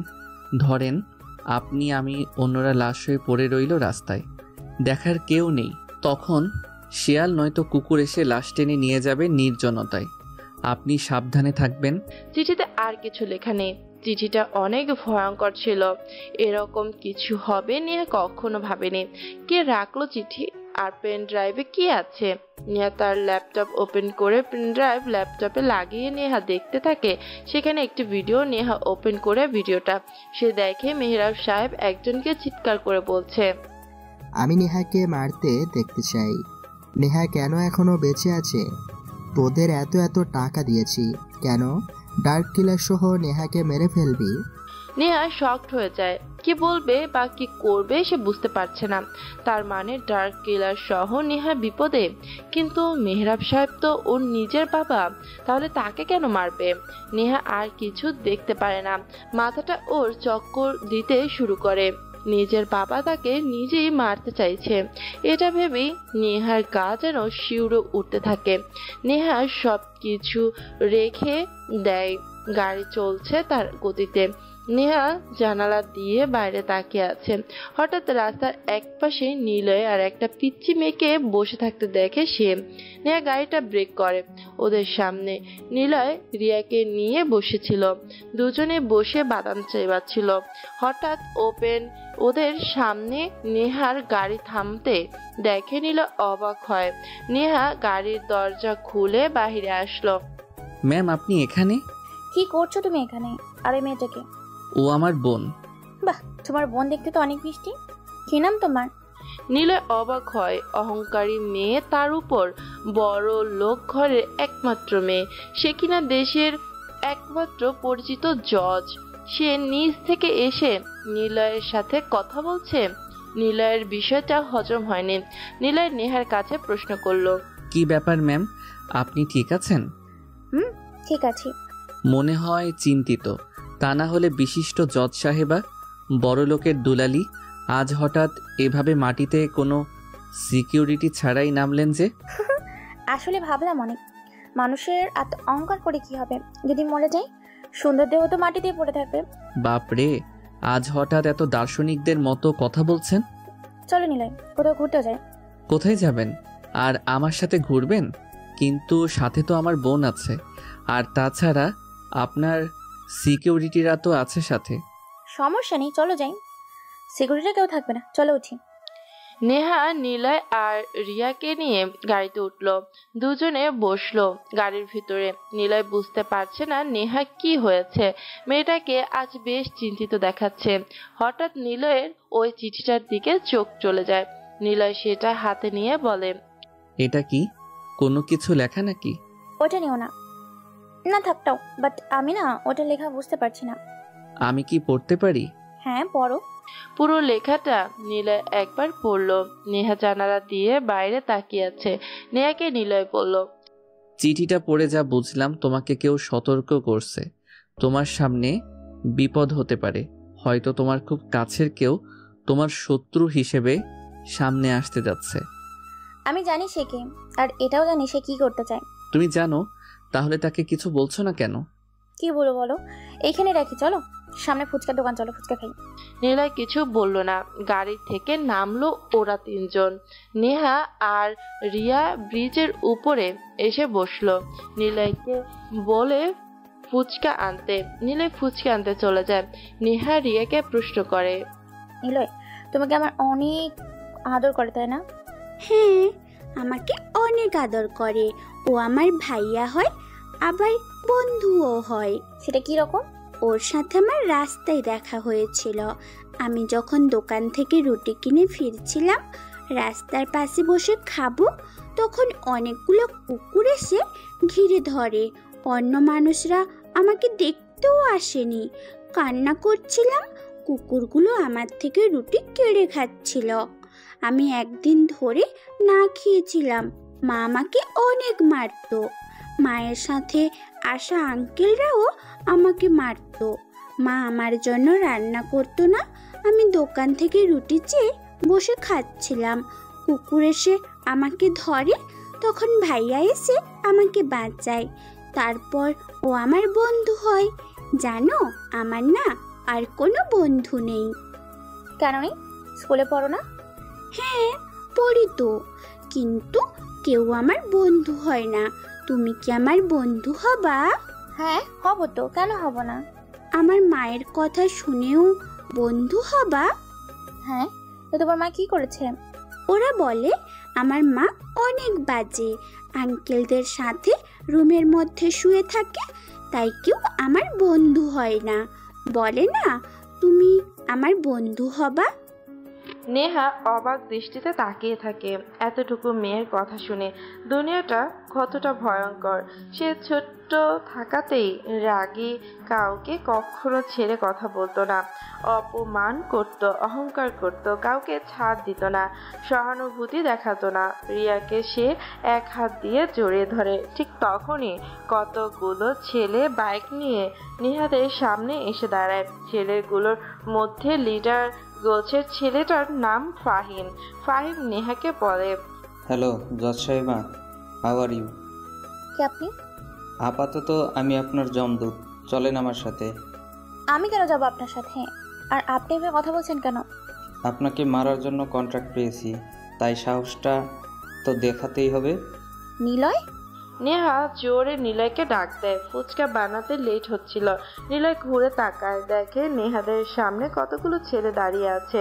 নিলয় ফোন বের করে অর্কদের ফোন করলো, তারপর দৌড়ে ছেলেগুলোর সামনে আসে।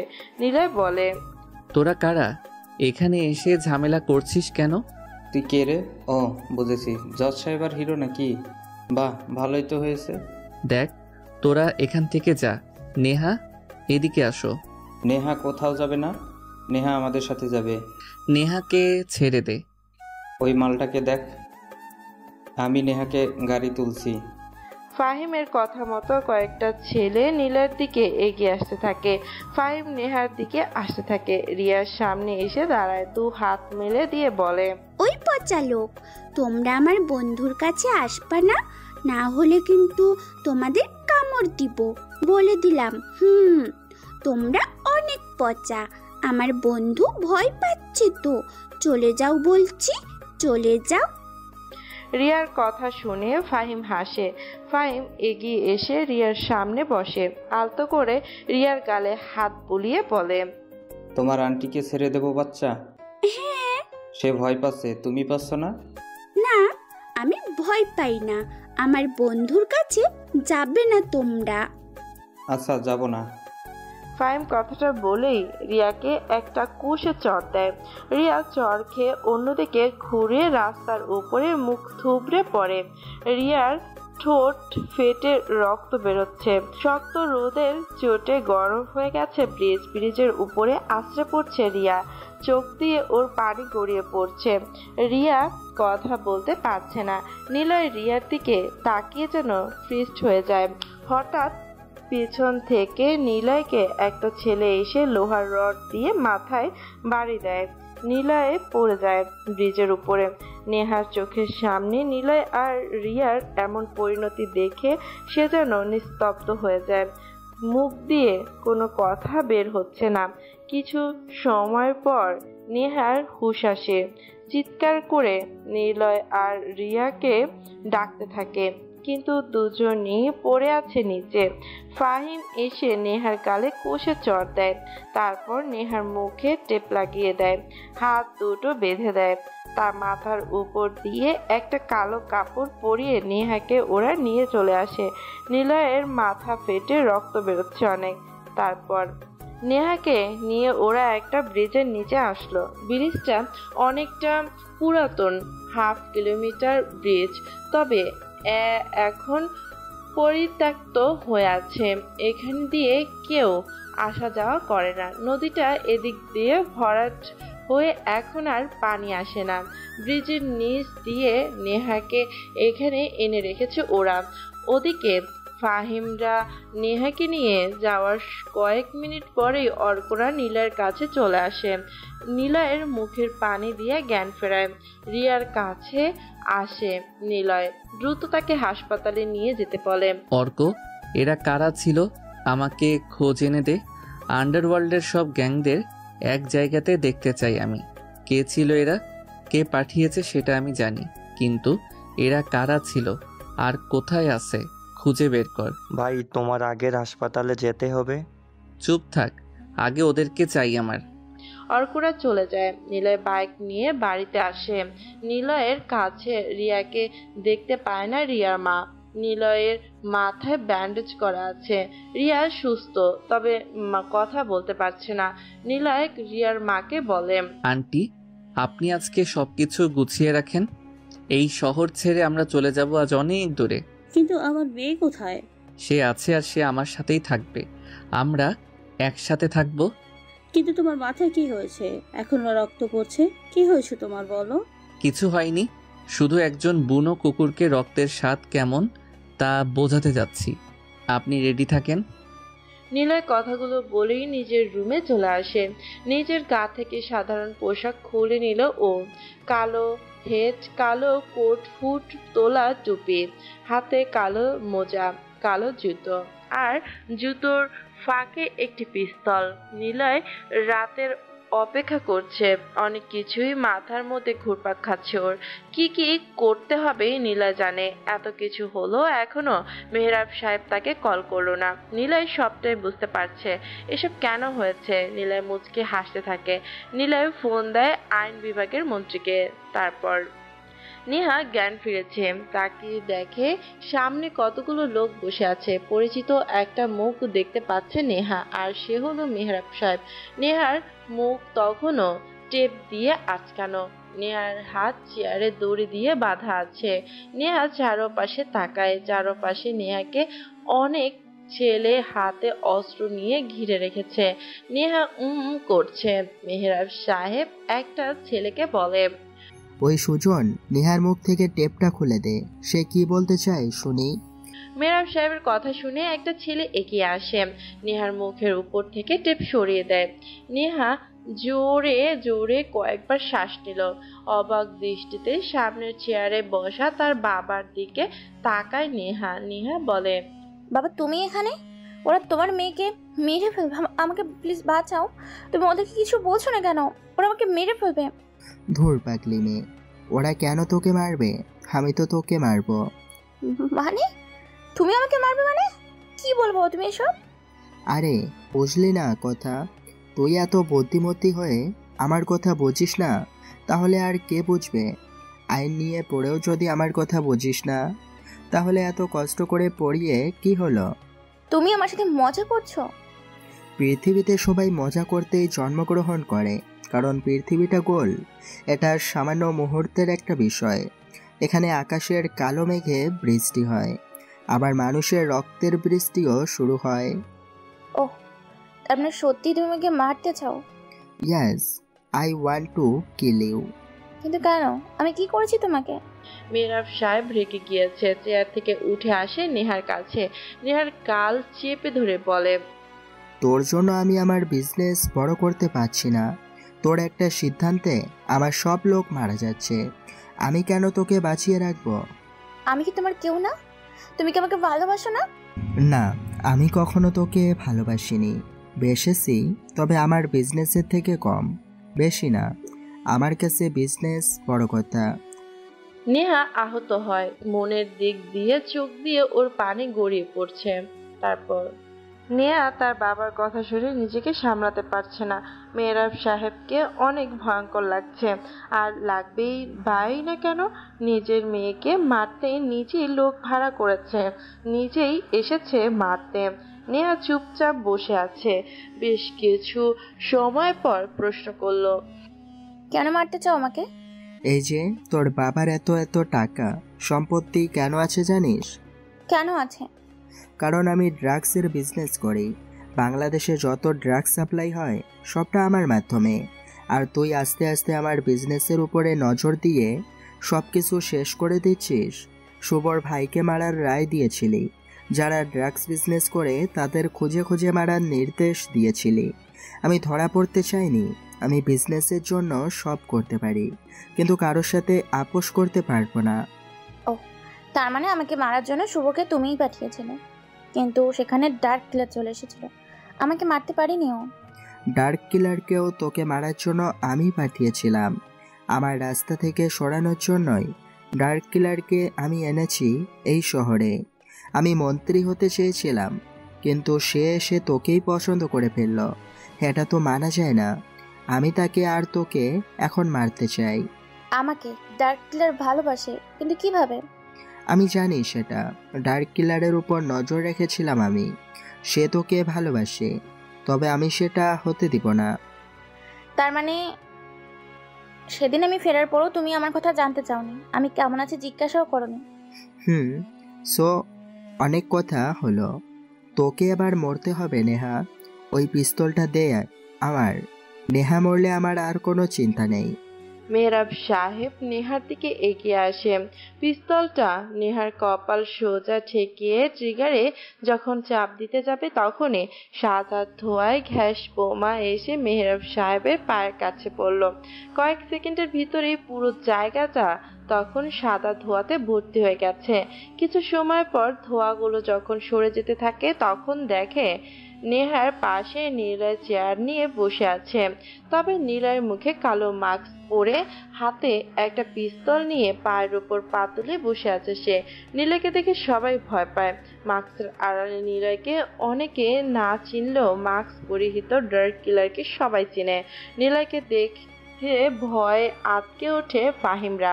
মেহরাব সাহেব বলে, আরে ডার্ক কিলার, চলে এসেছো? এত লেট?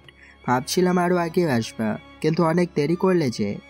মেহরাব সাহেব, একটা শিয়াল একটা হিংস্র বাঘের মধ্যে মিল কখনোই জানেন? বাঘ শিকার করে আর শিয়াল সেই শিকারে পড়ে থাকা অংশ খেয়ে বেঁচে থাকে। আপনি অনেক বুদ্ধিমান জানেন, তবে আপনাকে একটা নিউজ দেওয়ার আছে। সেটা না হয় একটু পরে দেব, কিন্তু আমার ফাহিমকে চাই। আপনার সাথে আমার শত্রুতা নেই, কিন্তু আমি ফাহিমকে মারতে চাই। সে রিয়াকে মারছে, ওর হাত দুটো কেটে ফেলে দিতে চাই। তারপর সোজা এখান থেকে নেহাকে নিয়ে চলে যাব। কিন্তু সেটা তো হবে না বস। নেহাকে তো কোথায় নিয়ে যেতে পারবি না। নেহাকে তো মরতেই হবে। মেহরাব সাহেব, আপনি ভুল করেছেন। আমি তো বললাম আপনার সাথে আমার কোনো শত্রুতা নেই, তো আমি চাই না আপনার সাথে আমার কোনো ঝামেলা হোক। তুই একা এসেছিস, আমি চাইলে তোকে 1 মিনিটেই মেরে ফেলতে পারি। আচ্ছা। নীলয় উঠে দাঁড়ায়, নেহার হাতে বাঁধন খুলতে থাকে। ঠিক তখনই একটা ছেলে নীলয়কে এসে বাধা দেয়। নীলয় তার হাতে থাকা পিস্তল দিয়ে সে ছেলেটাকে বুকে গুলি করে। ছেলেটা ছিটকে গিয়ে পড়ে। মেহরাব সাহেব নীলয়ের দিকে গুলি চালায়। নীলয়ের কাঁধে যে লাগে গুলি, নীলয় পড়ে যায় মাটিতে। নীলয়ের কাছে আসে মেহরাব সাহেব, নীলয়কে বলে, শালা, তোকে এত টাকা খরচ করে আমি আনলাম, আর তুই কেনা আমার সাথেই বেইমানি করিস? মেহরাব সাহেব, বেইমানি তো আপনি করছেন, তবে আগে থেকেই আপনার সাথে বেইমানি হয়েছে। মানে? হি হি হি হি হি। নীলয় শব্দ করে হাসে। মেহরাব সাহেব অনেক রেগে যান। নীলয়কে সোজা করে বসালে নীলয়ের মুখে পিস্তলের পেছনের অংশ দিয়ে জোরে বাড়ি দেয়। নীলয় আরো জোরে হাসতে থাকে। মেহরাব সাহেব রাগে নীলয়ের মুখ থেকে মাস্ক টেনে খুলে ফেলে। কিন্তু এ কি? এটা তো নীলয় না। তাহলে নীলয় কোথায়? তুই কে? এখানে কি করছিস? তুই তো ডার্ক কিলার না? হা হা হা হা। এটাকে মাইন্ড গেম বলে মেহরাব সাহেব, নীলয় ভাইয়ের মাইন্ড গেম। তাহলে নীলয় কোথায়? ঠিক তখনই নীলয় সবার সামনে এসে বলে, হ্যালো মেহরাব সাহেব, আমাকে খুঁজছেন? মেহরাব সাহেব সোজা হয়ে তাকায় সামনের দিকে। নীলয় দাঁড়িয়ে আছে। নেহা নীলয়কে দেখে অবাক হয়। নীলয়ের মাথায় ব্যান্ডেজ লাগানো, স্বাভাবিক ড্রেস পরা আছে। নীলয় এসে বসলো একটা চেয়ারে। মেহরাব সাহেবের দিকে তাকিয়ে নীলয় বলল, ডার্ক কিলার আমি, কিন্তু আমি না। মানে? এই শহরে ডার্ক কিলার বলে নতুন যে ব্যক্তিকে সামনে আনা হয়েছিল সে হলো মেহরাব সাহেবের লোক। মানে মেহরাব সাহেব আগে কখনোই ডার্ক কিলারকে দেখেনি। তাহলে তুই কে? আমি ডার্ক কিলার, আবার ডার্ক কিলার না। উফ, কনফিউশন করিস না, না হলে তোদের সব কয়টাকে আমি মেরে ফেলবো। আচ্ছা, সবটা প্রথম থেকে বলি। আমি হলাম সহকারী আইন প্রতিমন্ত্রী, নতুন জয়েন হয়েছিলাম। কিন্তু আমি মন্ত্রী হওয়ার আগে ছিলাম একজন গোয়েন্দা। মিস নেহা যখন আদালতে ঘোষণা করে ড্রাগস লিডারদের মেরে ফেলতে, পুলিশেরা সেটাই করত। কিন্তু তারপরও ড্রাগসের বিজনেস এতটুকু কম ছিল না। সেজন্য আমি সহ আমার সব টিম মেম্বার্সরা মিলে একটা প্ল্যান সাজাই। আমরা সরাসরি ড্রাগস বিজনেসের মালিককে খুঁজে বের করব। আমাদের প্ল্যানের অনেকটা এগিয়ে যায়। ছোট ছোট লিডারদের ধরতে ধরতে একটা সময় জানতে পারি এদেশে একজন ড্রাগস ডিলার আছে, যে কিনা সরাসরি দেশের বাইরে থেকে ড্রাগস আনে। আর সেই একজনকে দেশের বাইরে থেকে লোক আনছে, তার নাম ডার্ক কিলার। সে ছিল আমেরিকান। আমরা তাকে ধরে ফেলি, তাকে আমাদের টিম মেরেও ফেলে। তার থেকে মেহরাব সাহেবের সব ডিটেলস আমরা বের করি। আমি নিজেই তখন হয়ে যাই ডার্ক কিলার। ঘটনা এখানেই শেষ নয়। ডার্ক কিলার হয়ে মেহরাব সাহেবের কাছে আসি। দেশের নাম করা জজ হলেন নেহা। তো নেহার উপরেও আমরা নজর রাখি, কারণ আপনি নিজেই নেহাকে মারার প্ল্যান আমার সাথেই করেছিলেন। এবার নিশ্চয়ই নেহা তুমি বুঝতে পারছো সেদিন আমি শুভর থেকে বাঁচানোর পর পুলিশ কেন এসেছিল, আর তুমি ডার্ক কিলারকে মারার ঘোষণা করার পরও কেন পুলিশ আমাকে সার্চ করছিল।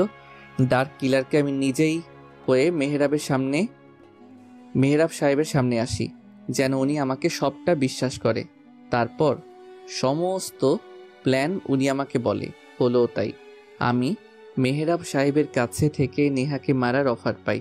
তাকে মন্ত্রী বানালে দেশে ড্রাগসের ব্যবহার অধিক মাত্রায় বেড়ে যাবে, সেজন্য আমি নেহার কাছে আসার চেষ্টা করি।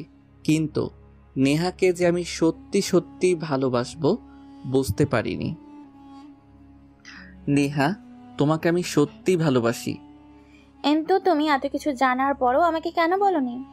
আর তুমি ডার্ক কিলার, আবার তুমি ছদ্মবেশে পুলিশের আইন মন্ত্রী, সেটাও আমাকে কেন বলনি তুমি? আমি তো বলেছিলামই। তুমি যখন বাড়ি থেকে বের হয়ে নিজের গাড়িতে উঠেছিলে, দেখছিলে একটা চিঠি আর একটা পেন ড্রাইভ। ওগুলো তো আমিই রেখেছিলাম যাতে তুমি সেগুলো দেখো। তোমার বাবার প্রতি ধারণা বদলায়। আমার প্ল্যান অনুসারে তোমার সাথে থাকার ইচ্ছে ছিল। তুমি নিজেই গাড়িতে করে আমাকে নিয়ে আসলে, সব কিছু ঠিক ছিল। কিন্তু মেহরাব সাহেব ফাহিমদের পাঠিয়েই সব ঝামেলা সৃষ্টি করে দিয়েছে। মেহরাব সাহেব সিগারেট চেনে যাচ্ছে। এত কিছু হলো তার সাথে, সে কিছুই বুঝতে পারলো না। নিজেকে বড্ড গাধা মনে হচ্ছে ওর, কিন্তু মেহরাব সাহেব অতটাও গাধা না। তিনি হঠাৎ শব্দ করে হাসলেন। উপরের দিকে সিগারেটের ধোঁয়া উড়িয়ে দিতে থাকে। মেহরাব সাহেবের হাসি শুনি নিলয় সেদিকে তাকায়। উনি বলে, কি বোকা আমি, নিজের কাছে নিজের শত্রুকে ডেকে এনেছিলাম। কিন্তু শিয়াল ধূর্তরতার সাথেই, কিন্তু বাঘের খাবার ছিনিয়ে নিয়েই খেয়ে থাকে। এতটাও বোকা আমি নই নিলয়। আচ্ছা, তা শুনি আপনার বুদ্ধিমত্তার গল্প। তুমি আমার হয়ে এ অবধি যা যা করেছ তার সব কিছুর ভিডিও আমার কাছে এখনো আছে। সেসব আমি মন্ত্রণালয়ে পাঠিয়ে দেব, তখন তুমি বুঝবে আমি কি করতে পারি। মেহরাব সাহেব, আপনি অনেক বোকা, বুঝেছেন? এতটা বোকা বুদ্ধি নিয়ে এই মাস্তানি জগতে আসলেন কিভাবে? মানে? আপনি আমারটা ভিডিও করলেন। আপনি কি জানেন আমি আপনার সিক্রেট রুমেই ক্যামেরা লাগিয়ে রেখেছি, আর সেসব ফুটেজ এতক্ষণ সব মন্ত্রীদের কাছে চলেও গেছে। আপনি সেই রুমে বসে নেহাকে আজ মারবেন, ফাহিমের সাথে কন্ট্যাক্ট করলেন, সেসব আমি জানি। আর সেজন্যই তো নেহার সাথে আজ বের হলাম। মেহরাব সাহেব কিছু বলতে পারে না। নিলয় মেহরাব সাহেবকে একদম চুপ করিয়ে দিয়েছে। মেহরাব সাহেব কি বলবে বুঝতে পারে না। নিলয় নিচের দিকে তাকিয়ে বলে, অনেক বকবক হলো। এবার আমাকে যে পিছন থেকে মেরেছিল সে কোথায়? আমি কাউন্টডাউন করব 1 থেকে 5 পর্যন্ত। যদি সে না আসে তাহলে সবাইকে মেরে ফেলবো। নিলয় গুনতে শুরু করলো। নিলয়ের গোনা চলতে চলতে সবাই সবার দিকে একবার করে তাকাতে থাকে। 4 পর্যন্ত আসতেই ছেলেটার সামনে আসলো। নিলয় বসা থেকে উঠে দাঁড়ায়। তখনই মেহরাব সাহেব বলে, নিলয়, তোকে আমার লোকেরা ঘিরে রেখেছে। আমার একটা ইশারাতে তুই সহ এখানে থাকা বাকিরাও তোকে মেরে। মেহরাব সাহেব পুরো কথাটা শেষ করতে পারে না। একটা স্নাইপারের গুলি এসে নিলয়ের সামনে দাঁড়িয়ে থাকা একটা ছেলের কপালে এসে লাগে। নিলয় চুপচাপ দাঁড়িয়ে আছে। মেহরাব সাহেব আবার বলে, নিলয়, এনাফ, বন্ধ করো, তা না হলে। মেহরাব আবার কথা শেষ করতে পারে না, তার আগে আবারও একটা গুলি উড়ে আসে, আর সেটা মেহরাব সাহেবের পাশে দাঁড়িয়ে থাকা একটা ছেলের বুকে লাগে। মেহরাব সাহেব বুঝতে পারে সে যতবার নিলয়কে হুমকি দেবে ততবারই এক একটা গুলি এসে ওনার লোকদের লাগবে, সবাই মারা যাবে। ফাহিম দ্রুত এসে নিলয়ের পা ধরল। নিলয় ফাহিমের দিকে তাকায়। নিলয়ের সহকারী লোক হলেও নিলয়ের মতো হিংস্র আর কেউ নেই। নিলয় ফাহিমকে উপরে তোলে, ফাহিমের হাত ধরে বলে, এই হাত দিয়ে তুই রিয়া আর নেহাকে মেরেছিলি তাই না? ভাই আমার ভুল হয়েছে, আমাকে মাফ করে দেন। আমি কখনো আর এমন করব না। আমি দেশেই থাকবো না, প্লিজ ভাই আমাকে ছেড়ে দেন। নেহা চোখ বন্ধ করো। নিলয়, ফাহিমকে ছেড়ে দে, না হলে এই পিস্তলের গুলি সবটা তোর পিঠের ভিতর দিয়ে ঢুকিয়ে দেব। চেয়ার। মেহরাব সাহেব কথাগুলো বলতেই নিলয় ঘুরে মেহরাব সাহেবের পায়ে গুলি করলো। নেহা চিৎকার করে ওঠে, আর বাবার এমন অবস্থাতে নেহা কান্না করে দেয়। নেহা কিছু বলতে গিয়েও থেমে যেতে হয় ওর। নিলয় ফাহিমের হাত ধরে, একটা হাতুড়ি নিলয়ের দিকে মেঝেতে করে ছুঁড়ে দেওয়া হয়। গড়াতে গড়াতে নিলয়ের পায়ের কাছে আসে। নিলয় হাতুড়িটা হাতে নিয়ে ফাহিমের হাত ধরলো। টেবিলের কাছে আসে, টেবিলে ফাহিমের হাত রেখে সেই হাতের আঙুল গোছার উপরে জোরে জোরে বাড়ি দিতে শুরু করেন। ফাহিম চিৎকার করে উঠল, হাত ফেটে রক্ত বেরোচ্ছে। নেহা এসব দেখতে পাচ্ছে না, চোখ বন্ধ করে সে চেয়ারে বসে আছে। নিলয় আসলেই অনেক ভয়ঙ্কর। নিলয় ফাহিমকে ইচ্ছা মতো হাতুড়ি দিয়ে মারতে থাকে। এরপর পুলিশ আসে সেখানে, নিলয়কে ফাহিমের কাছ থেকে টেনে আনে, কিন্তু নিলয়ের রাগ কমছেই না। মেয়েরা ফাহিমদের পুলিশ ধরে নিয়ে গেছে। নিলয় নেহাকে নিয়ে বাড়ির বাহিরে আসলো। রাস্তার পাশে দাঁড়িয়ে আছে দুজন। নেহা বুকে হাত বেঁধে দাঁড়িয়ে আছে। নিলয় বলে, আমি জানি তুমি আমাকে ভালোবাসোনি বা বাসবেও না। সত্যি কথা হলো আমি গোয়েন্দা বিভাগের অফিসার, কিন্তু আমি ডার্ক কিলার। সমাজে যারা নিকৃষ্ট মানুষ আছে তাদের পুলিশ আইন যখন শাস্তি দিতে পারে না, তখন আমি তাদেরকে মারি। আমার সাথে লোকেরা সবাই র এজেন্ট, তারা সবাই সিক্রেটলি কাজ করে। যদি তোমার মনে হয় শাস্তি দিবা আমাকে, তাহলে দিতে পারো। নেহা চুপচাপ দাঁড়িয়ে আছে। নিলয় ভেবেই নিয়েছে নেহা হয়তো এক্ষুনি চিৎকার করে বলবে, হ্যাঁ শাস্তি দিব। কিন্তু নিলয়কে অবাক করে দিয়ে নেহা নিলয়কে এসে জড়িয়ে ধরে। নিলয়ের বুকে মাথা রেখে নেহা বলে, আমি শুধু তোমার সাথে থাকতে চাই। হ্যাঁ, আমি শাস্তি দিতে চাই, তবে আমার বাবাকে। আমি নিজে তার বিরুদ্ধে আদালতের রায় লিখতে চাই। তুমি আমার পাশে থেকো নিলয়, আমি তোমার সাথেই থাকতে চাই সবসময়। কিন্তু মিস, আপনার যা অহংকার, আমার সাথে থাকতে হলে এসব চলবে না। কিন্তু এসব আমার লাগবে না, আমি শুধু তোমাকে চাই। নিলয় নেহাকে জড়িয়ে ধরে। দুজন একে অপরকে জড়িয়ে ধরে রাখে। নির্জন রাস্তাতে হঠাৎ সেখান দিয়ে একটা বাইক আসে। বাইকে তিনজন ছেলে। নিলয় আর নেহাকে এভাবে দেখে তিনজন নামে বাইক থেকে। নেহার দিকে তাকিয়ে বাজে কথা বলতে থাকে। কি মামা, নতুন আইটেম নাকি? একবার হবে নাকি? উফ, মেয়েটা কি জোস দেখতে রে। মামা, এত রাত্রে এখানে কি? আমাদের হেল্প লাগবে নাকি? ওই তোরা মুখ সামলে কথা বল, নাহলে তোদের কিন্তু এখানেই মেরে ফেলবো। ইস, ফুলের কি কাটা রে, একটু শুয়ে দেখি। রাজীব এগিয়ে আসে, নেহার গালে আলতো করে স্পর্শ করবে। তখন নেহা সাথে সাথে নিলয়ের কোমর থেকে পিস্তল বের করে রাজীবদের দিকে ট্রিগার চেপে গুলি করে। ঘটনা এতটাই দ্রুত ঘটে যে বাকি দুজন অবাক ভয় পেয়ে সেখান থেকে দৌড়ে চলে যায়। নিলয় বলে, হাই হাই জজ, মেয়েটা আজ খুন করলো। হ্যাঁ, ডার্ক কিলারের গার্লফ্রেন্ড আমি, দেখতে হবে না? আজ থেকে আমিও রাতে রাতারি তোমার সাথে বের হব। লাস্টটাকে কি করা যায় বলো তো? বাপ রে, কি ডেঞ্জারাস তুমি। আচ্ছা তুমি চিন্তা করো না, চলো ওদের বাইক নিয়ে ঘুরতে যাই। চলো চলো। নেহা আর নিলয় বাইকে উঠলো।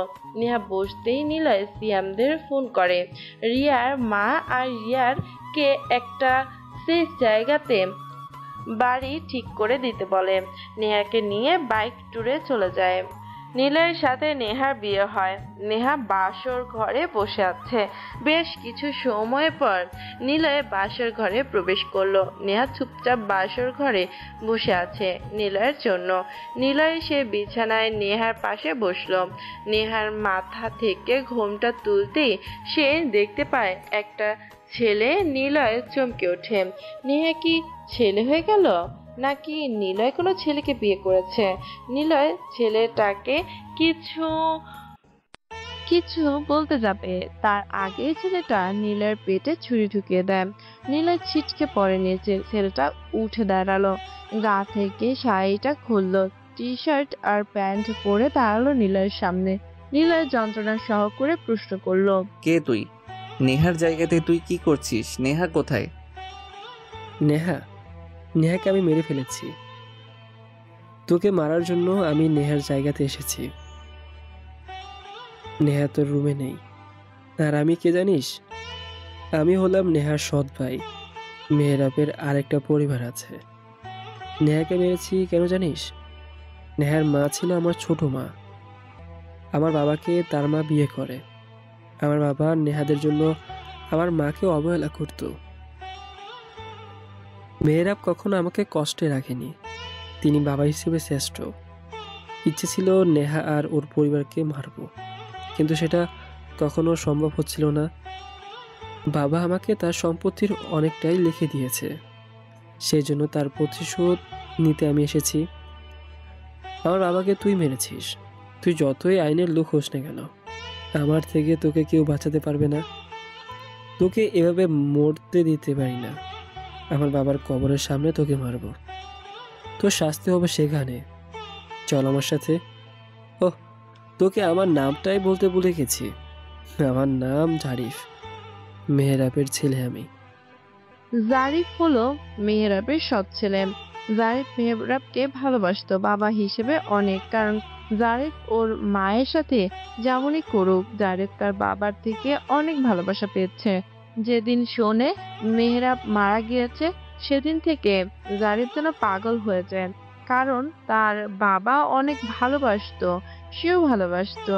কে মেরেছে সেটা পত্রিকা আর টিভিতে জানতে পারে জারিফ।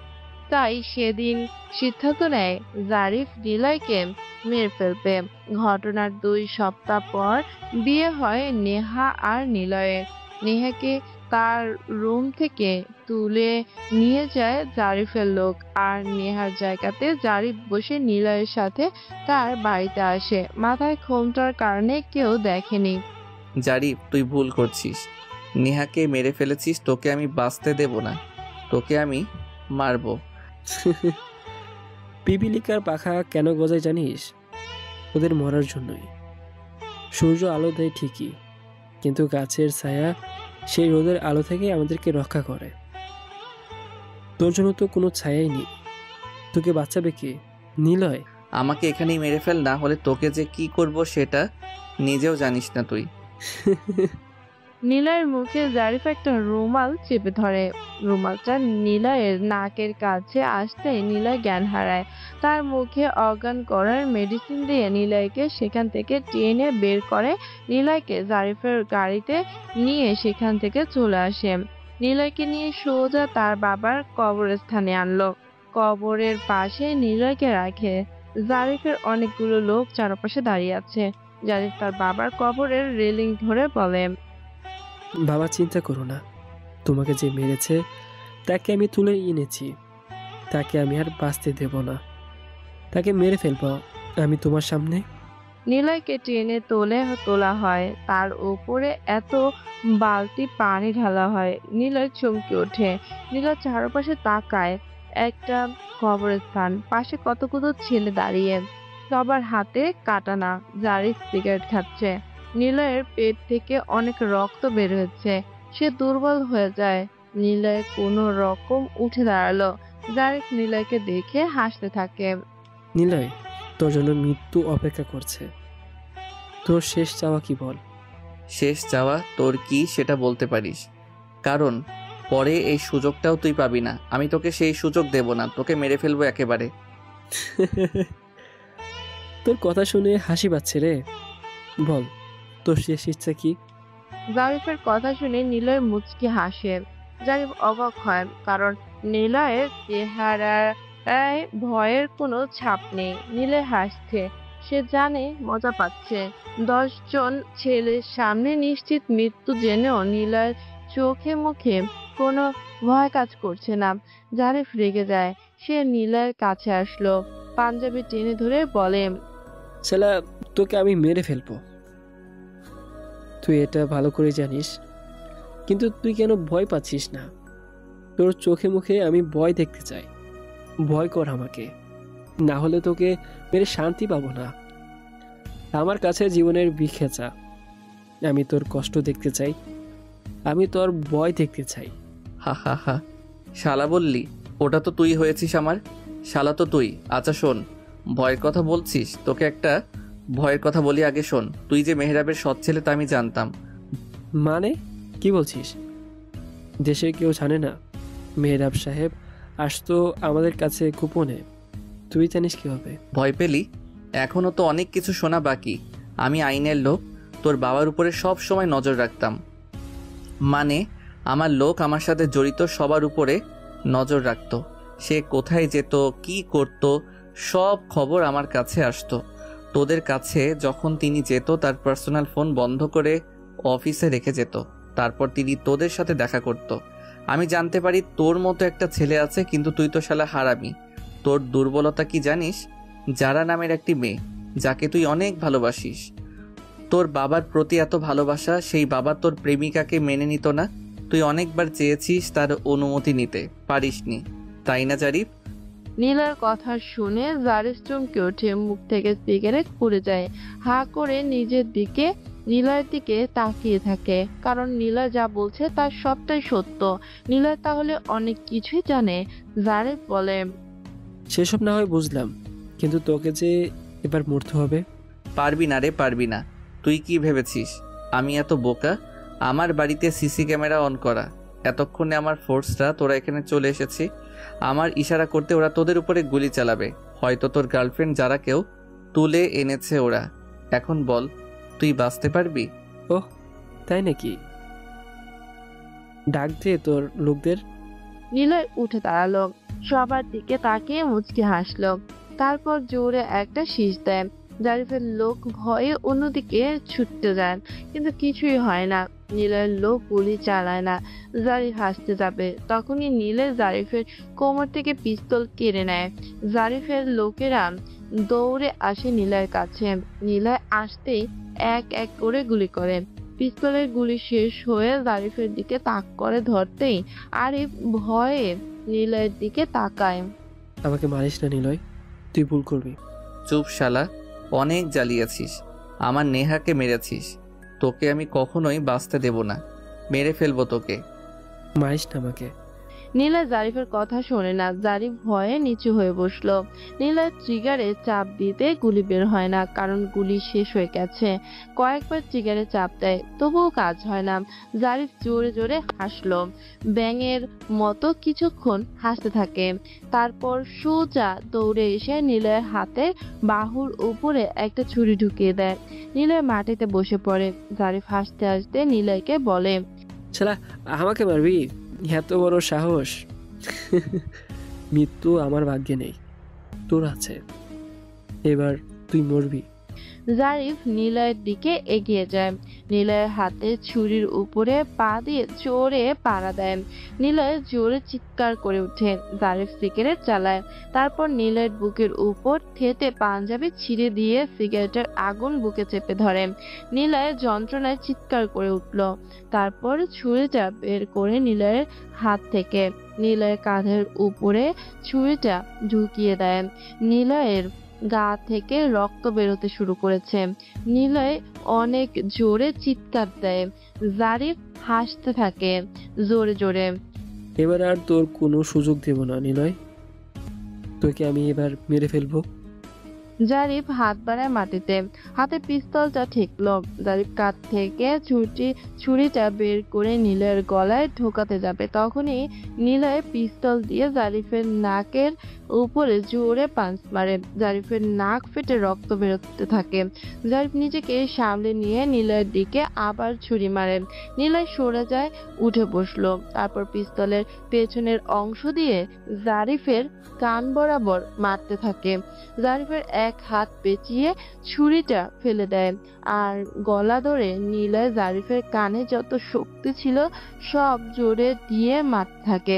এভাবে 30 বার মারার পর জারিফের কান ছিঁড়ে পড়ে, মাথা ফেটে রক্ত বেরোতে থাকে। জারিফকে ছেড়ে দেয় নীলয়। তারপর জারিফের ছুরিটা হাতে তুলে নিয়ে জারিফের চোখে যখনই মারতে যাবে তখনই জারিফের চিৎকার করে বলে, নেহা এখনো বেঁচে আছে। ভেবেছিলাম তাকে পরে মারব, ওকে এখনো মারিনি। সে আমার বাড়িতেই আছে। তাকে ড্রাগসের ইঞ্জেকশন দিয়ে অজ্ঞান করে রেখেছি। আমাকে মারিস না, আমি না ফিরলে নেহাকে ওরা মেরে ফেলবে। আমার লোক পাহারা দিচ্ছে সেখানে। জারিফের কথা শুনে নীলয় থেমে যায়। জারিফের পকেট থেকে সিগারেটের প্যাকেট বের করেন, সেখান থেকে সিগারেট বের করলো। তারপর লাইটার দিয়ে আগুন জ্বালিয়ে জোরে শ্বাস নিয়ে উপরে ছেড়ে দেয়। জারিফ নীলয়ের দিকে তাকিয়ে পড়ে, আমি তাহলে বেঁচে গেলাম, আমাকে ছেড়ে দে, আমি চলে যাব। চলে যাবি? হ্যাঁ, তুই আর নেহা একসাথে থাক। যাবি তুই? কোথায় যাবি? তোর বাবার কাছে যা তাহলে, অনেক তো ভালোবাসিস, ওখানে গিয়েও ভালোবাস। আমি নেহাকে মারিনি, তাহলে ছেড়ে দে। নীলয় জারিফের পুরো কথা শেষ করতে দেয় না। জারিফের গলায় সোজা নীলয় ছুরি ঠেকিয়ে দেয়। জারিফ মাটিতে পড়ে যায়। নীলয় সিগারেট টান দিয়ে ধোঁয়াগুলো উপরে ছেড়ে দিয়ে মুচকিয়ে হাসতে থাকে। নীলয় সেখান থেকে চলে আসে। তারপর সোজা নেহার কাছে আসে সে। নীলয় তার লোকদের নিয়ে সেখানে এসে ফায়ার করে সবাইকে। সবাই কয়েক মিনিটের ভিতরে মরে যায়। এরপর নেহাকে নীলয় খুঁজে বের করে। নেহার কোনো জ্ঞান নেই। নেহাকে নিয়ে নীলয় দুজন হাসপাতালে যায়। দুজনে পরের দিন সুস্থ হয়। নেহা তার পাশে নীলয়কে দেখে জড়িয়ে ধরে, বুকে মাথা রেখে বলে, নীলয় তুমি ঠিক আছো? ছেলেটা আমার রুমে আসে কবুল বলার পর, যখন রুমে এসেছিল একটু দরকারে, সেই সময় একটা ছেলে এসে আমাকে কিসের জন্য ইঞ্জেকশন দেয়। তারপর কিচ্ছু মনে নেই। সে কে ছিল? তুমি তাকে আগে কখনো দেখনি? সে ছিল আমার শত্রু। আর ভয় নেই, চলো এখন বাড়িতে।